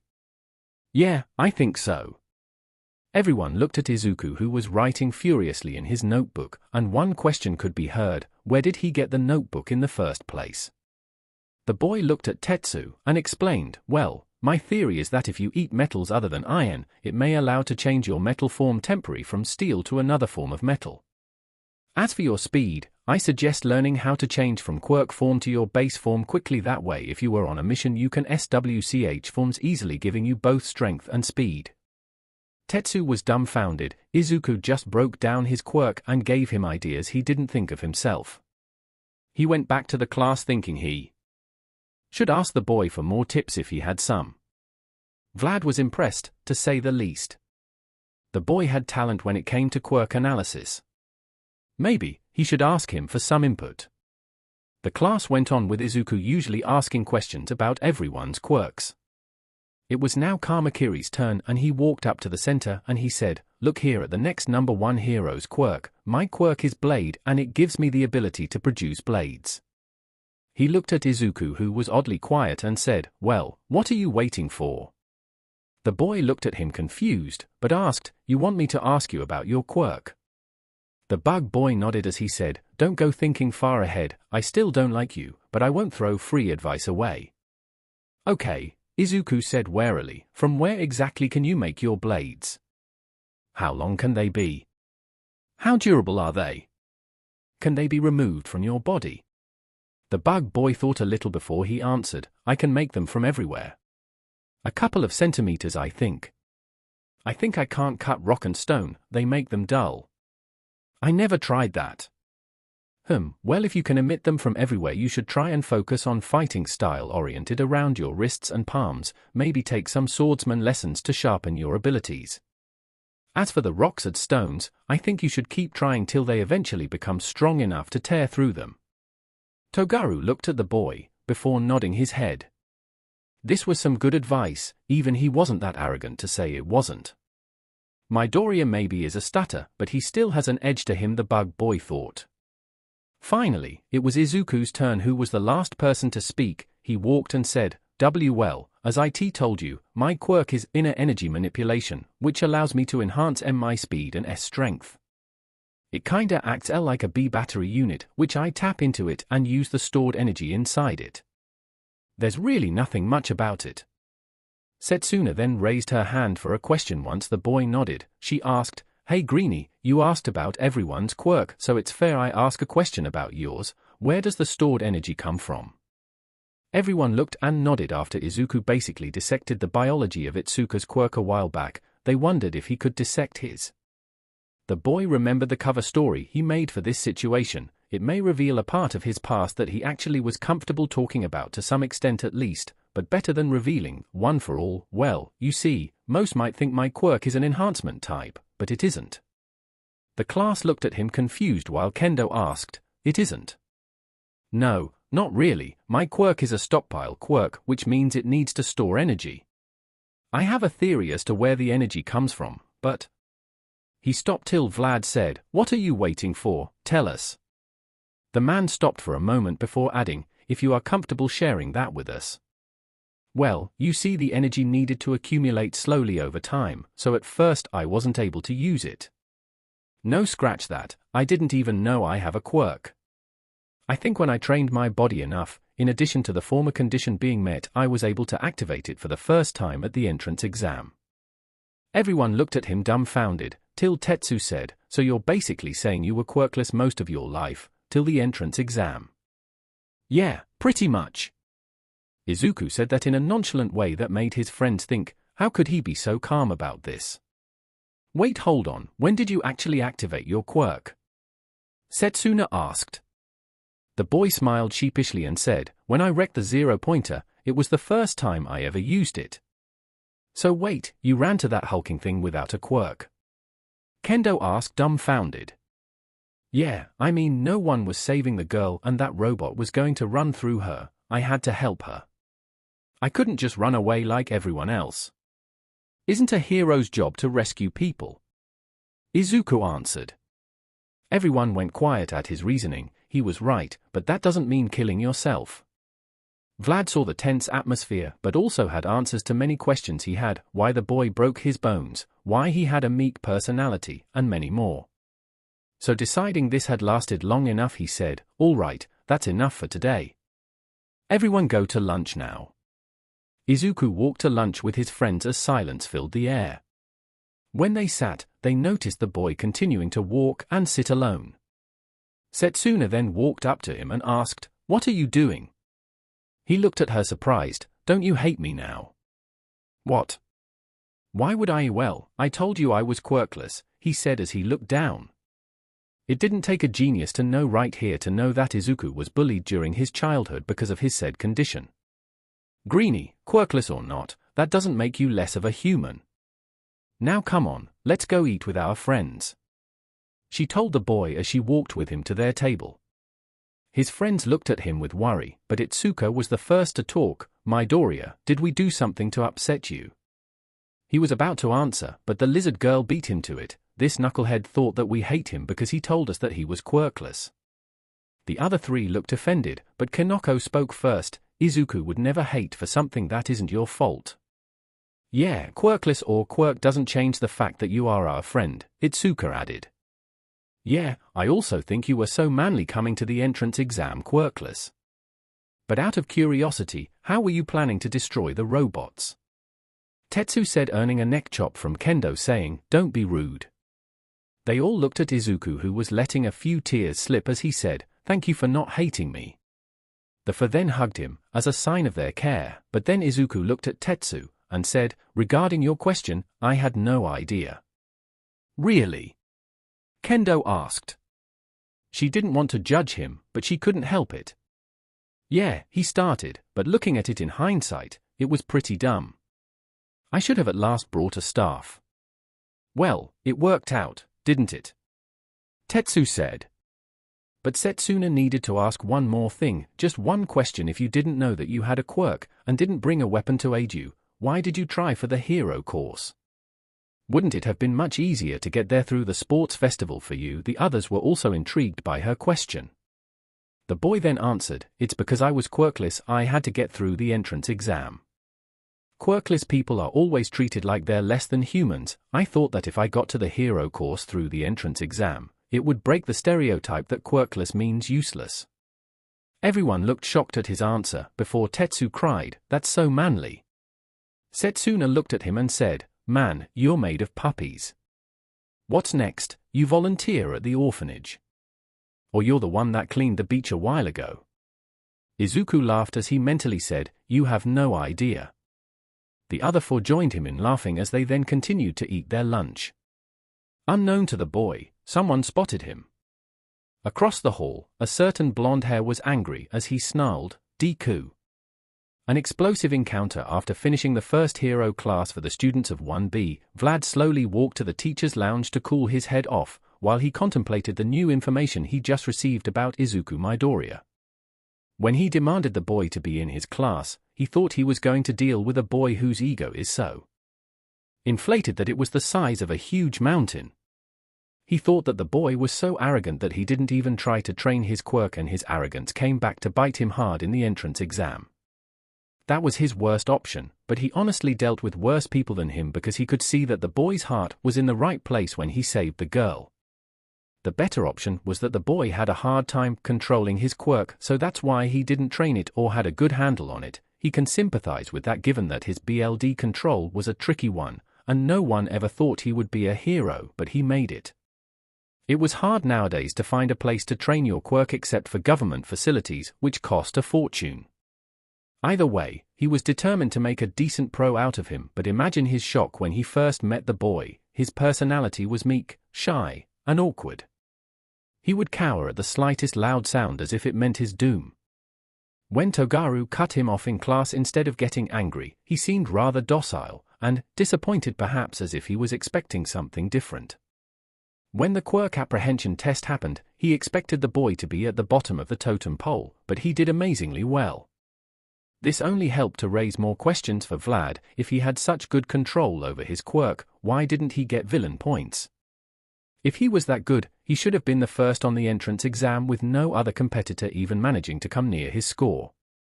It wasn't till today that he finally understood the real reason behind the anomaly, which is Izuku Midoriya. It wasn't due to arrogance or due to lack of control. The real reason was that the boy didn't even know that he had a quirk in the first place. His student lived his entire life believing he was quirkless only for it to manifest during the entrance exam in the most catastrophic of ways. But why during the entrance exam? He can only chuck it off to the adrenaline rush, and the situation he was put in that caused it to activate for the first time. This also tipped him off that his coworker who was responsible for looking up the files of the first 10 examinees didn't do it. Lazy bum, he muttered under his breath. He wanted to yell at him, but he already won and had the grand prize delivered to him. He can still remember the argument that he had with Eraserhead over Izuku. The underground hero wanted to kick him out before he even saw him in action. It was a good thing he refused that and insisted that the boy will be in his class, or else the worst could have happened with the boy trying to be a vigilante like many other of the underground hero students who he expelled wrongfully. He started to reminisce about the entire conversation he had with him and the other teachers when they decided the fate of the boy. After finally finalizing the results of the entrance exam, and picking the 36 examinees who would be part of the hero course. He already had his share of the recommendation students. He took the girl with the splitting quirk and the boy with the softening one, while Eraser took the one with the dual ice and fire quirk and the girl with the creation quirk. First Eraser chose to take the boy with the hardening quirk and the girl with the acid one, while Vlad chose the boy with the steel quirk and the boy with the blade quirk. Next Eraser tried to snatch the girl with the hand enlargement quirk, but Vlad refused, saying that she would benefit from his class that mostly focused on technique rather than raw strength. The underground hero begrudgingly accepted it and snatched for himself the boy with the tail. Then came the boy with the quirk that allowed him to merge with black objects, which Vlad took much to Eraser's annoyance. The latter was mildly pleased when he took the invisible girl. The two homeroom teachers then divided two girls with quirks who had similar activation requirements, the gravity quirk for Eraser, and the size quirk for Vlad. Then Vlad took the giant with the glue quirk and the boy with the wielding quirk, while Eraser took the ones with the tape and sticky ball quirk. How did that boy get in was beyond Vlad's understanding. Then it was followed by a heated discussion on who takes the girl with the vine quirk. It didn't end till Nezu gave her to Vlad, who seemed victorious, while Eraser was given the girl with earphone jacks. Vlad then took the girls with the mushroom and telekinesis quirks, while Eraser took the girl with the frog quirk and the boy with the multiple arms. Eraser then demanded the boy with the sugar quirk, which Vlad accepted, taking for himself the boy who was using some kind of recoil impact quirk, he thought initially. The boy with the beast quirk then went to Vlad, while the boy with the explosions went to Eraser, much to Vlad's relief. A character like him in his class will definitely cause problems. The boy with the rock head then went with Eraser, while the one with the grating one was taken by Vlad. The little brother of Ingenium was whisked away by the nighttime hero, while he took the boy with the air hardening quirk. Then Vlad had the horse girl, while Eraser took the electric boy. This process went on for at least 2 hours before being finally left with 2 names, 1 Izuku Midoria, 2 Nito Monoma. There was a moment of silence while Vlad looked at Monoma's Quirk. He was ready to fight tooth and bone for him in order to get the boy and put him in his class. His Quirk was copy, and he would most likely be an underground hero with that, so he needed the technique that Vlad offered for all of his students. But then the unexpected happened. "I'll take Midoria," Eraser said. Under normal circumstances, Vlad would have been happy he got the student that he wanted, but something felt wrong here. It was that Eraser picked Midoria willingly without him being forced to. When a kid with a quirk that was underground worthy was presented in front of him, and given Midoriya's performance, he felt Eraser wouldn't want him, given that he usually avoided people who he nicknamed problem children. Interest overtook Vlad as he asked, "Why do you want Midoriya? You usually avoid people like him as if they were the plague, and I usually get them." The insomniac hero smiled a creepy grin that nothing good could come out of it as he said, "You caught me." Vlad raised an eyebrow and said as he crossed his arms, "What are you planning?" "Simple, I will expel him the moment I walk into the room. He has no place here," the underground hero said with zero hesitation. Present Mic then said as he put his hand on Aizawa's shoulder, "Come on Shota, aren't being a little cruel toward the little listener. You usually give your problem children a chance to prove themselves before you make the decision." He knew his friend wanted the best for his students, but this was borderline cruel. Expelling him before he even had the first class was too much. At least last year, he gave the entire class he expelled a chance to get to the field before giving them the kick. Midnight then said, "Yeah, at least let him take the apprehension test. You don't know, maybe he will have some control till then." She tried to get to the logical area in her friend's mind, but apparently, it didn't make it. "No, he had 11 years to get control over his quirk, but I know the reason why he didn't," Eraser said with a bored face as he opened a small bag, pulling out a file, slowly earning Vlad's attention, who saw a picture of a boy with purple hair on it. Vlad then concluded that Eraser wants to put this boy in the hero course, but at the expense of Midoriya. This was, as the nighttime hero called it, the height of irrationality. He was cut from his thoughts as Eraser said. He probably thought that he was so grand that he doesn't need to train his quirk, but was shocked when he reached the entrance exam and saw how the real world works. In short, he has no potential. No potential was a phrase Vlad came to hate with a passion, due to the reason that multiple students with good hearts, but had problems with their quirks, which could have been solved by simple quirk guidance, only to be expelled by Eraserhead. They then went either two ways: vigilantism, or other schools where they flourished, unlike what Eraser said. Ectoplasm then said, "You being too harsh here, maybe the boy has a hard time controlling it. Does his file say anything that could give us an idea as to why he can't control it?" Like Eraser, he was a teacher who depended on logic, however, he still gave others the benefit of the doubt. If the boy had a hard-to-control quirk, he should have quirk counseling which could help him. It was there for a reason. Eraser then said, "I personally looked at the files and gathered the information myself. And from what I saw, he has no reason to control it." Eraser then put the file he had on the table. He was about to speak when Vlad took Midoriya's file and said, "You know what, I'll take Midoriya.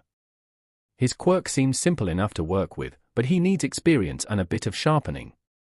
Eraser then scowled, "What are you doing?" "I said I'll take him. Monoma needs someone who can teach him how to use his quirk, and from what I see, you're the best for this." Vlad scoffed. He knew that Eraser was buttering him up.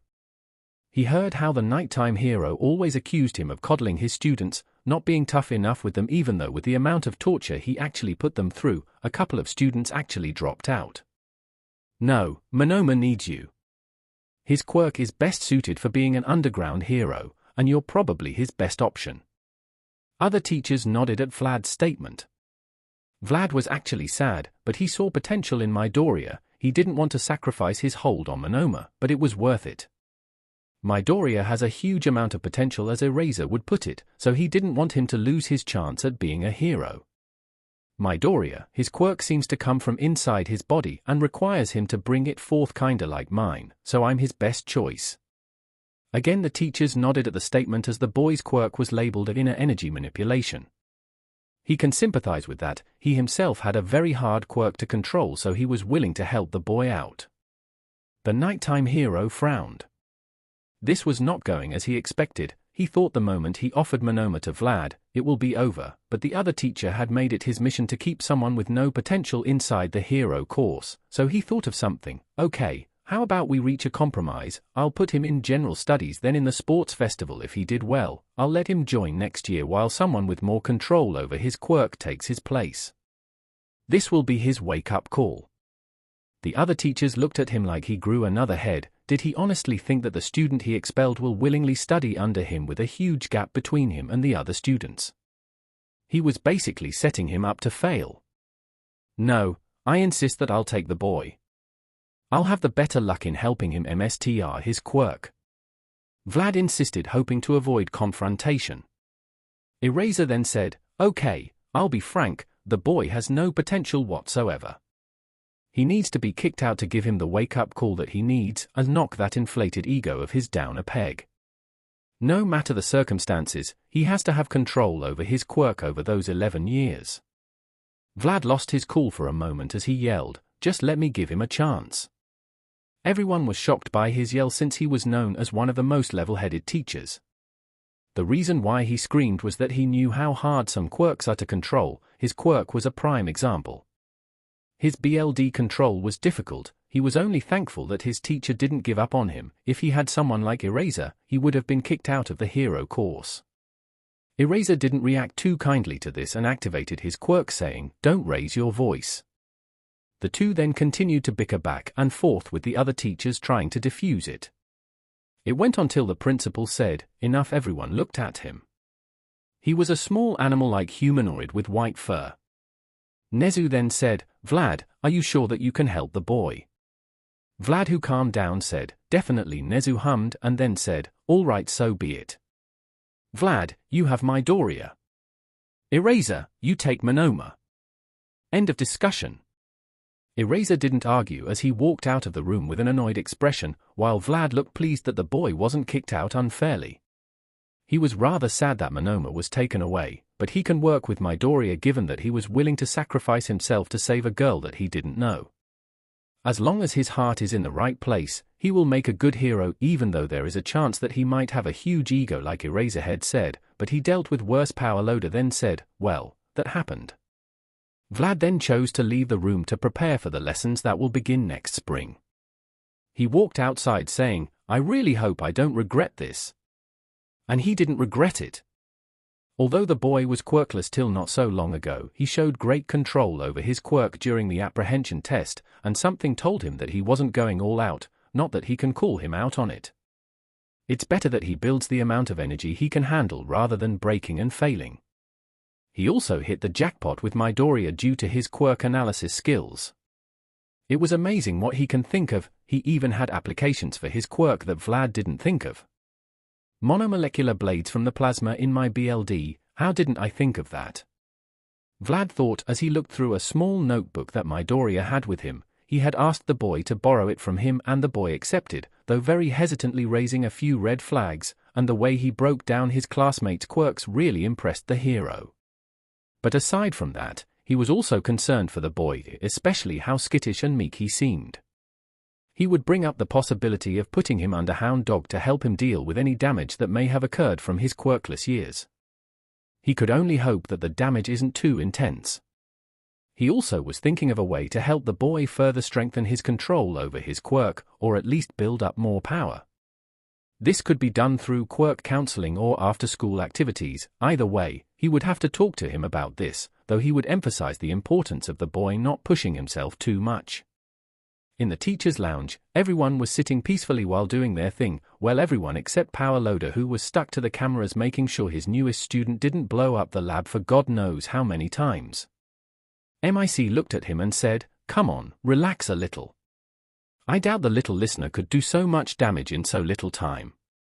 Power Loader looked at him and retorted, she caused 10 explosions in 1 minute. I highly doubt she wouldn't cause a disaster while I'm gone. This new student was a menace, but at the same time she was one of the best students in the new batch. He couldn't throw her out.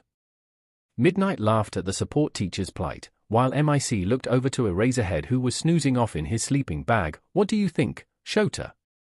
The tired hero looked at him and said, "Everyone has their problem child.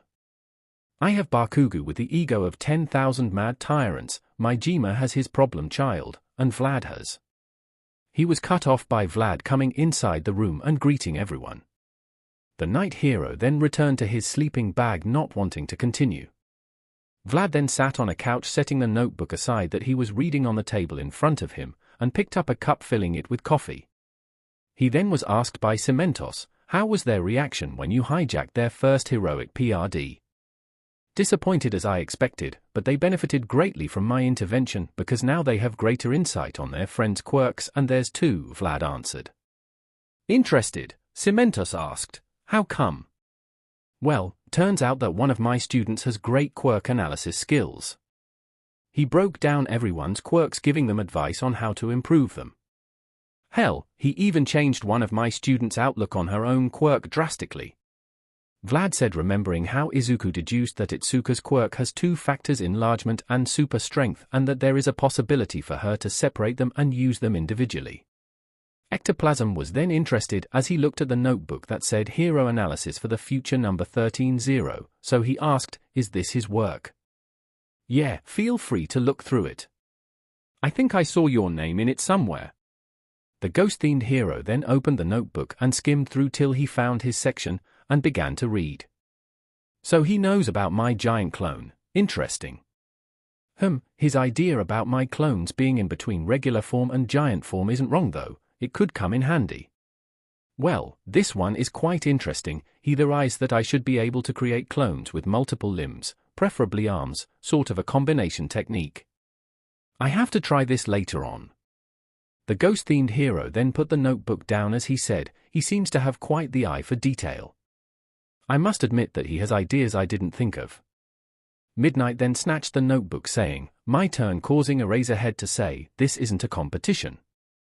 The R-rated hero then pouted while saying, "No one asked you."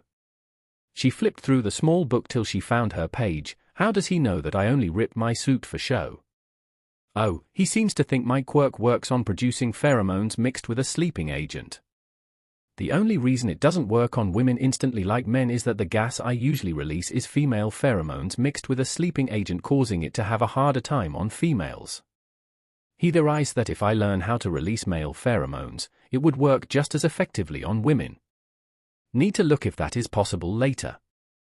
Midnight then set the book down as she said, "Impressive, gave me some new ideas." Powerloader then took it and read through it. The excavation hero then said, "He gave me some ideas about my quirk, but I got to admit he has amazing propositions for support items. Mind if I borrow him for a while?"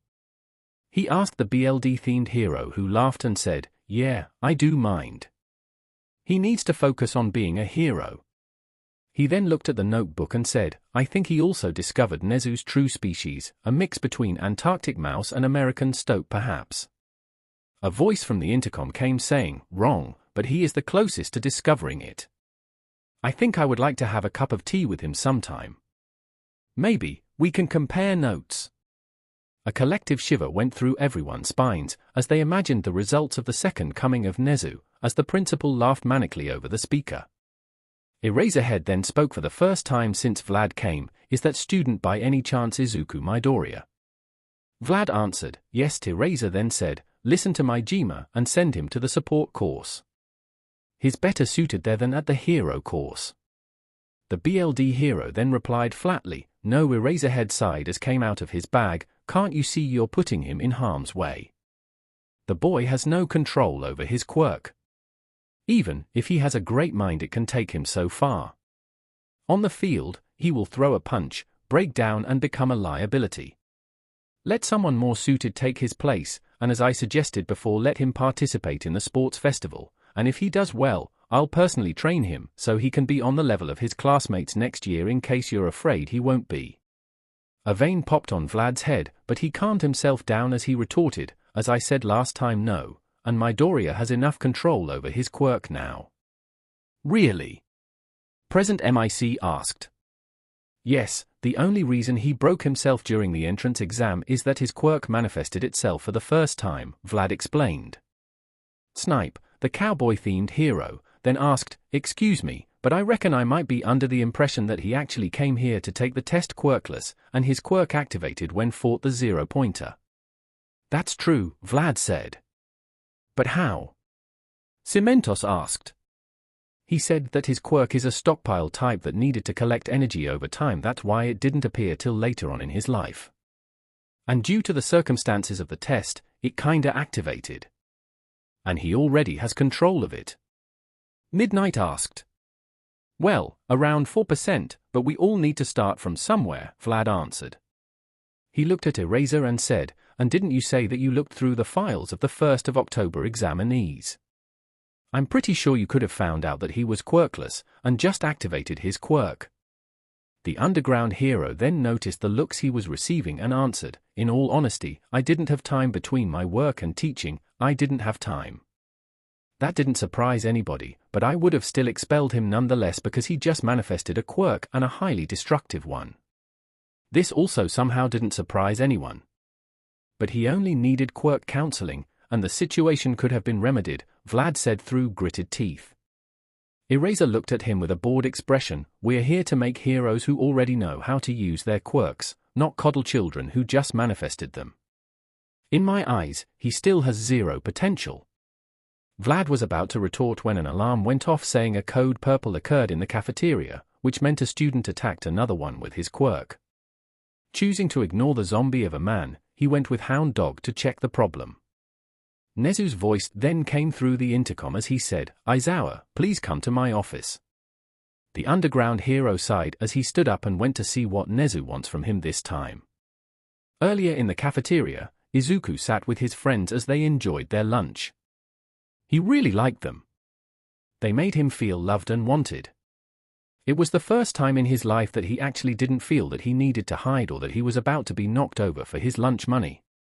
Setsuna was really fun, even though she would tease him every minute or so, but he knew she meant no harm. Tetsu was, for the lack of a better term, excitable. The boy maybe was loud and brash, but he was nice. Izuku knew that the boy had a heart of gold under his skin. He actually found his obsession with all things manly kinda funny. Itsuka was a very nice person, and she seemed very knowledgeable about martial arts. Maybe he should ask her later for tips. She also had this big sister aura around her that radiated safety. Kinoko was, as he would put it, a female version of himself. He could tell that she was bullied due to her quirk. She was shy and meek like he was, but with time he was sure that they will both come out of it and become great heroes. But right now, he couldn't help but feel that he was being watched. He immediately pushed it to the back of his mind, thinking of it as nothing but his nerves from his old school. "So Midoria, tell me. Do you have any idea on how to split the strength aspect and enlargement aspect of my quirk?" Itsuka asked. She was really surprised when the boy basically dissected her quirk activation-wise and biologically regarding where the extra muscles came from, but she was thankful. This opened new doors for her. "I honestly think that the best idea is punching a sandbag and trying to focus your strength aspect only without enlarging your hands," the boy answered. He saw this as the best course of action because if she did this and concentrated on only activating the strength aspect, she will learn with time how to activate each part individually. "Noted, but I need to ask you something. How much percentage of your quirk do you control now?"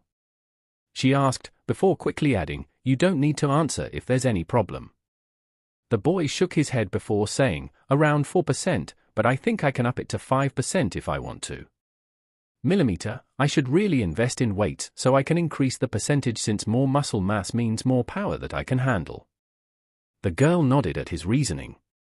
The boy went back to his lunch but noticed something in the distance, or rather someone.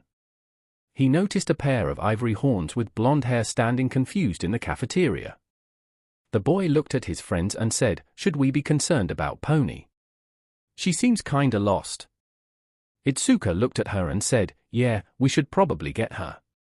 She is having a hard time learning Japanese." The boy then stood up and said, "I'll be back." Setsuna then laughed and said, never say that in a horror movie or you'll die. The boy shook his head with a smile as he went to the girl to bring her to their table. He saw the girl trying to talk to people, but she was failing as everyone kept passing by her without paying attention to what she was saying. The boy then stood near her, grabbing her attention. She smiled and said, "Midoriya, please help." She then added a puppy face with a small pouty look to ensure that the boy helped her.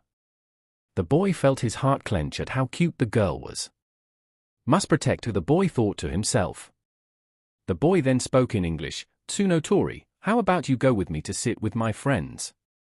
You seem kinda lost here."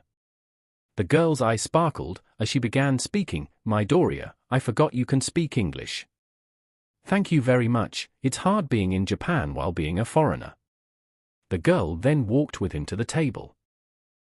I understand it must be very confusing and hard to be here.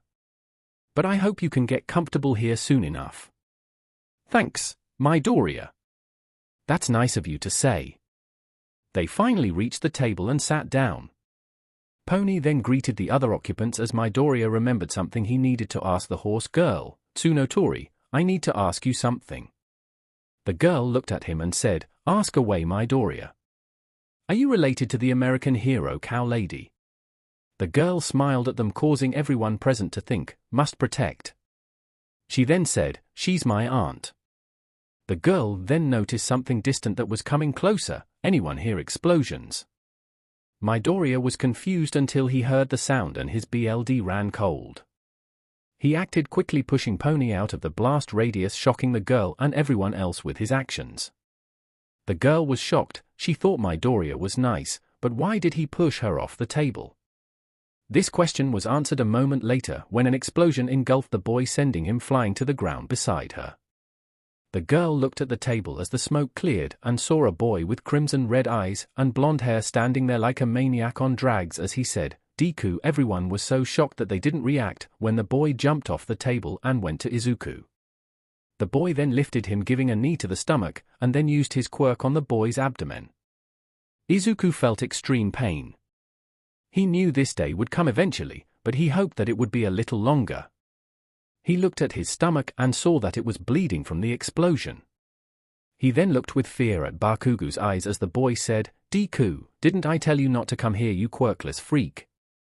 You honestly think you can come here and act all high and mighty? I gonna?" The boy didn't get to finish this sentence as a large fist sent him flying, which made him let go of Izuku. Izuku then retreated and hid himself under the table. Kinoko then checked on Pony, who said, "Me fine, but Midoriya." The mushroom girl looked over to her friend and saw him cowering in fear under the table. He was quivering like a leaf in the wind. If she had to take a wild guess, she would say that that boy was a bully of his. Katsuki then scowled as he snarled at Itsuka, "What the F do you think you're doing, manhands? Roll over, this is between me and Deku." The orange-haired gritted her teeth as she said, "Who do you think you are, attacking my classmate like that? Move, this is between me and Deku. The nerd needs to learn his place." "Like hell that's happening," Setsuna said as she joined and stood beside Itsuka. Tetsu then joined as he exclaimed, "Attacking someone who didn't do anything is really unmanly." Bakugo stood there a moment confused, as he said, "And who are two shitty extras? A green wretch and shitty hair's cheap knockoff. Go get lost." Meanwhile, Kinoko went to Midoriya with a mushroom and said to him, "Izuku, eat this mushroom, like last time it will lessen the pain." The boy did as he was told, but looked at his friends who were standing up to Bakugo. "No, I can't bring them in my mess." Before he can do anything, two voices rang out. "You ruffians, how dare you gang up on one of our classmates?" The blue-haired boy who admonished Midoriya earlier said, while chopping the air with his hand. The three who were standing up to Bakugo felt their veins pop as the boy came out of nowhere and accused them of attacking Bakugo. They didn't get to think too much as someone else spoke this time. My, the inferior class 1B is causing a problem with our class. No wonder, they're trying to get." In a blink of an eye, Kendo was beside him as she neck-chopped the boy, saying, "Monoma, didn't you promise to tone it down a little?" She looked at her friends and said, "No worries, he's more bark than bite. I know him from my old school." She then let the boy fall down as she stood back with the others. She then looked at the blue-haired boy and said, "And you, your classmate attacked ours. We're only defending ourselves." Bakugo shook his head as he said, "Now, I gonna say this once. Either you extras move so I can get to Deku and teach him his place, or I'll blow you all up to Kingdom Come." The blue-haired boy, now fully understanding the situation, said, "Bakugo, we shouldn't harass our fellow students. F off for eyes, this is between me and Deku. These extras are only in the way."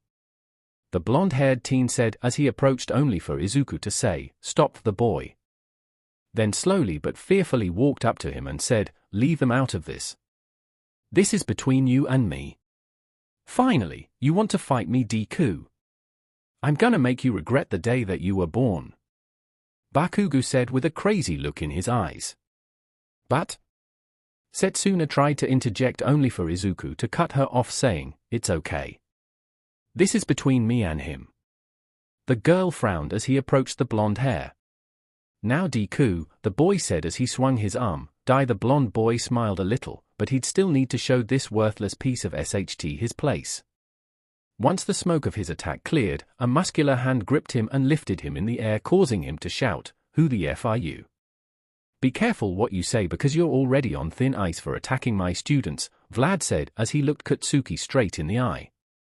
"What? I was putting Deku in his place. Let go, I didn't do anything."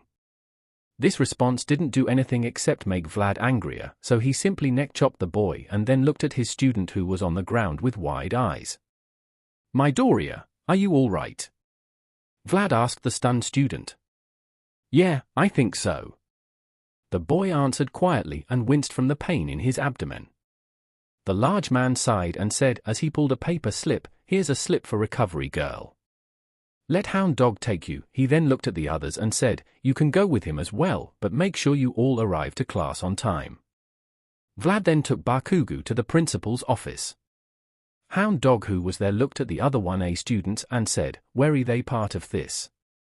Kendo then answered, "No sir." "Good, let SSS move then," the teacher ordered. On the way to the infirmary, Izuku and his friends walked together with Hound Dog. He looked at them and said, "I'm sorry guys, I let you all get caught in my trouble." "No worries, Greenie, but really who was that freak?" Setsuna asked. Midoria began to sweat, which grabbed Hound Dog's attention, but a voice from behind them made them all turn. It was a girl who looked like an exact replica of Kinoko. "Hey guys, wait up." The girl then stopped, catching her breath. When she stopped breathing, she saw Hound Dog, so she asked, "Sir, can I talk with them for a bit?" The hero shrugged and said, "As long as you're not late for class, that's fine by me. Also, Midoria, when she's finished, join me in the infirmary, we're already here." The hero then entered through the door. The 6-1B students looked at the girl, especially Kinoko, who said, "Whoa, you look just like me." The girl looked at her and said, "Wow, I know right." The girl chuckled a little before bowing and saying, "I'm sorry for what my classmates did. Please don't think that class 1A are bad people. Only Bakugo acts that way." Itsuka then said, "Don't worry, we don't think like that, but please keep that guy away from Midoria, and also the blue-haired guy, because he seems to have something against Midoria. Monoma, I know him personally, and he only does this for show. He really has a good heart under that big ego of his." "Blue-haired? Do you mean Ida?"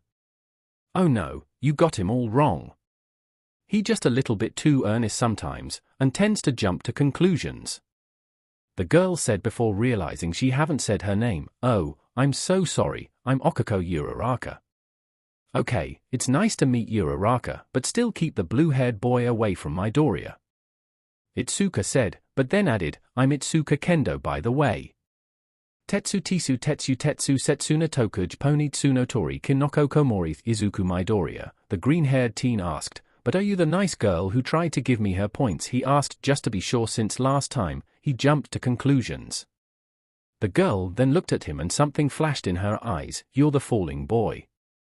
"Thank you very much for saving me," she said before blushing hard and saying, "Yeah, that was me. I thought it would be only fair that I give you something in return."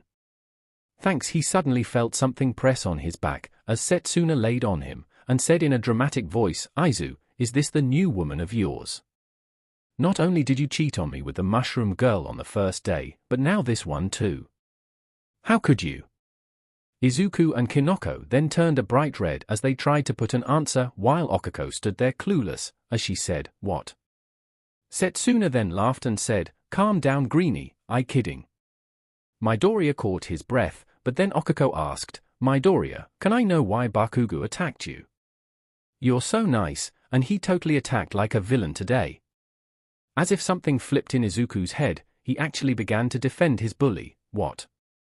Kaken, a villain? That's impossible. He's going to be a great hero one day, and I know that. He has a great quirk." His friends were dumbfounded by the fact that he was defending his bully. Even Okako was confused and asked, "Do you know him in any way?" The boy smiled as he rubbed the back of his head. "Yeah, we're childhood friends." Tetsu wanted to say something, but was silenced by Setsuna, who elbowed him in the gut before saying, "Greenie, why don't you enter the infirmary? We don't want to be late to class, now do we?" The boy then quickly entered and the sounds of shouting could be heard, presumably Recovery Girl chewing him out for getting injured again. Okako then said, "Well, I need to go, guys, and like I said before, I'm really sorry for what happened." And then she went back to her friends. Tetsu then said, "Why did you hit me in the gut?" "It's because you were about to say something stupid," Setsuna replied. "What do you mean?" "You were about to call out Midoriya for saying the blonde but was his friend." "Shouldn't we do that?" Kinoko asked. "No, at least not this way. Didn't you remember what Midoriya said? He was quirkless for his whole life." "Yeah, but that means that the blonde was his bully, not his friend. Shouldn't point that out?" Kendo inquired. "No, Midoriya is clearly suffering from a case of Stockholm Syndrome." "What's that?" Tetsu asked. "It's a case where a victim gets attached to its abuser or in most cases kidnapper." "But why?" Kendo asked. "He was quirkless. He didn't have friends, that explosive, but was probably the only person who talked to him, so he offered some kind of sick toxic relationship with Greenie, and given that quirkless students usually aren't in any teacher's good graces, he must have been taught that the but will be a great hero while he will be nothing." She finished, shocking everyone through her explanation. Tetsu asked, "How do you know that?" "My sister studies psychology," Setsuna answered. "As enlightening as that was, we can't just let him do that to himself," Kendo stated, with Kinoko trying to hold back her tears, seeing how much her friend have suffered. "No, we won't. We will help him slowly and let him see how Blasty isn't his friend," Setsuna said, and then added, "I'm also pretty sure Hound Dog heard everything and is planning to give him therapy." Back in the infirmary, Recovery Girl was smacking Izuku on his head with her cane as she said, "Didn't I tell you to stop hurting yourself?" The boy rubbed his head as he said, "It couldn't be helped this time." Hound Dog then added, "He's right." The old woman then looked at the dog hero and said, "You stay quiet. Don't think I forgot last year's fiasco," she said, reminding him of a training exercise where he went a little bit too wild for the students' taste. The number of injuries was huge. He was only grateful that the students actually found it fun and weren't severely injured, but that didn't save him from the cane. The hero raised his hands and remained quiet. Recovery Girl then kissed the boy using her quirk and threw him a clean set of clothes, saying, "Here, wear these," and then went to her chair. The dog hero then cleared his throat and said, "Midoriya, I want you to come to my office every Friday." "What did I do?" the boy asked, afraid. "Nothing, but Vlad told me you were quirkless for most of your life. I want just to help you in case there is any lingering damage." The dog hero left out the part which said, "And why did you defend the boy who attacked you?" "Okay," the boy answered.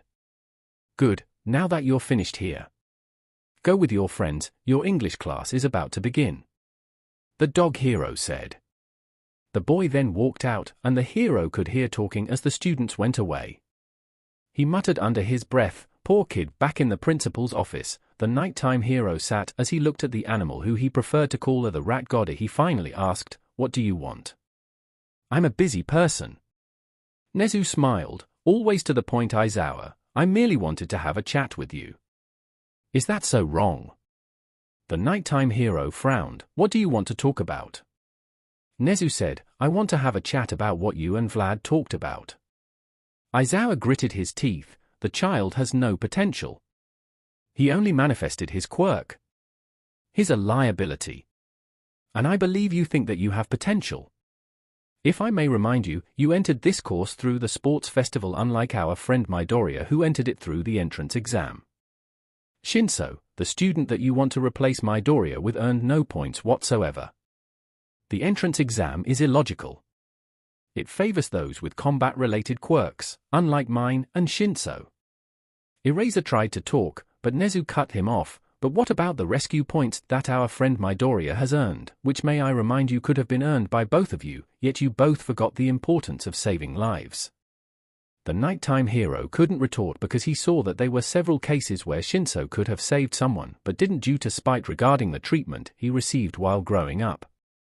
Then Nezu said, let's watch something now, shall we? He then opened a video that showed the cafeteria. He then pointed the video at Midoria. Eraser sighed as he said, the problem child. What do you want, Nezu? Is this some attempt to change my mind, because it won't? No, please watch, I think it will be interesting, Nezu said with a mischievous gleam in his eyes.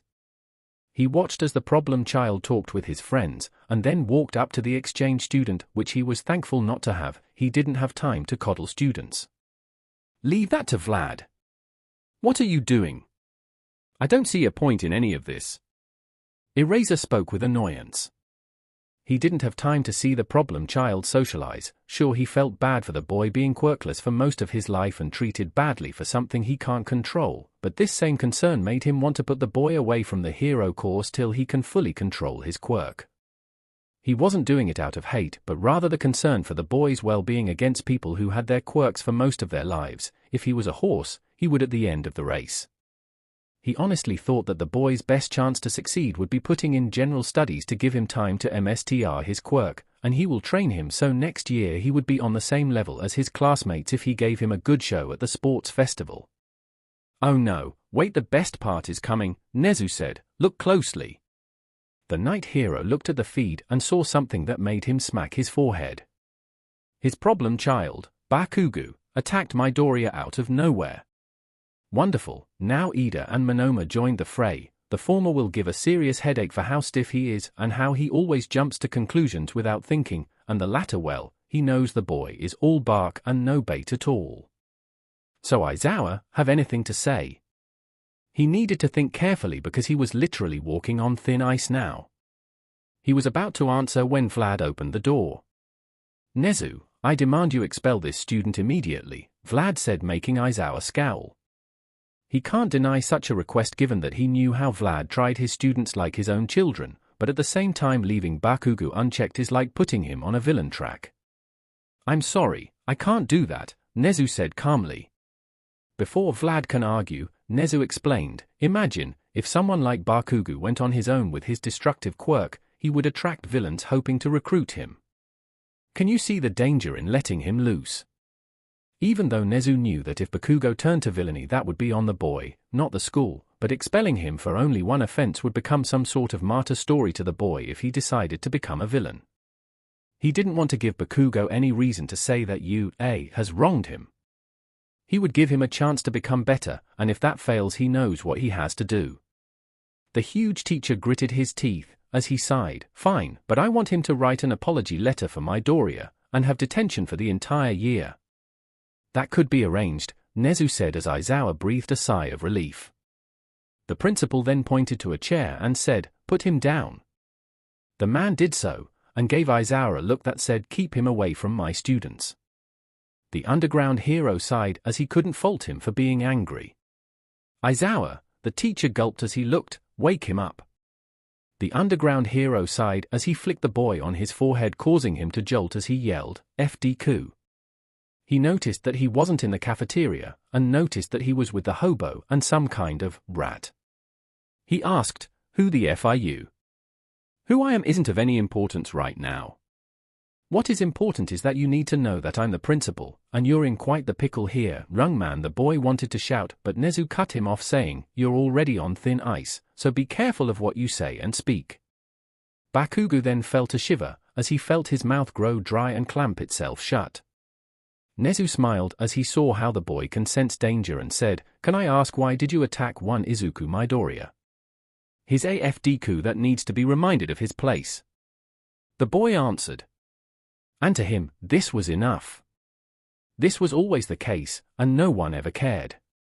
Not good enough, Nezu spoke and then added, but given that you attacked a student unprovoked with the intent of harming him, I'm within my full authority to hand you over to the police for illegal quirk usage, expel you from the hero course, and give you a one-way ticket to our lovely prison Tartarus.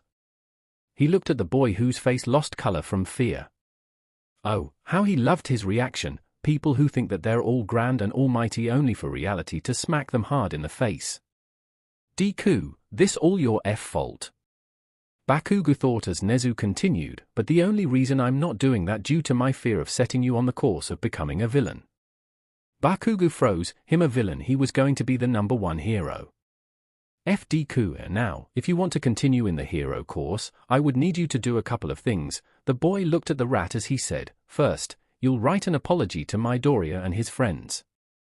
Bakugo was shocked as he gritted his teeth. Second, you'll have detention for the rest of the year except if you have an internship. The boy's eyes widened. And lastly, you'll have therapy with Hound Dog every Thursday to make sure that you get over your anger issues, superiority complex, and inferiority complex, or you'll be downgraded to general studies. The boy's teeth almost broke from anger, but he took a breath and said, fine. Good. Nezu then turned to Aizawa as he said, Aizawa, you can consider your rights to expel students revoked, and have a nice day. You can go. The teacher wanted to argue, but he was already on thin ice as it already is. He sighed and told his problem child to follow him. When they left, Nezu opened both Midoriya's and Bakugo's files and searched through them. He frowned when he saw that both were faked for obvious reasons. He was half tempted to ask All Might if he ever talked with his successor about his school life, but refrained since he knew the man didn't. Aldera, hi, what secrets do you hide? He said as he hacked into their servers. His maniacal laughter could be heard throughout the entire school, and one lanky man with blonde hair shivered as he knew nothing could come out of this. At the end of the school, Midoriya walked with his friends. He was still pretty glum about what happened, so Tokuj thought of something. Guys, about we go to the arcade. I have no plans today, Tetsu said with Kendo shrugging, signaling her okay. Kinoko then said, I'm free too. Izuku then looked and said, I can go, but I need to tell my mom. He then pulled out his phone and sent her a text. Seconds later, his neighbors sent him a text telling him that his mother flooded the apartment complex. He chuckled and said, my mom says it's okay, though she may have passed out from happiness. Setsuna giggled and grabbed his shoulder and whispered, imagine her reaction when she finds out that I'm your girlfriend, Greenie. The boy blushed as swirls appeared in his eyes, while his friends laughed as he eventually joined them. They all walked to the arcade after that. Friends, it's really nice to have them.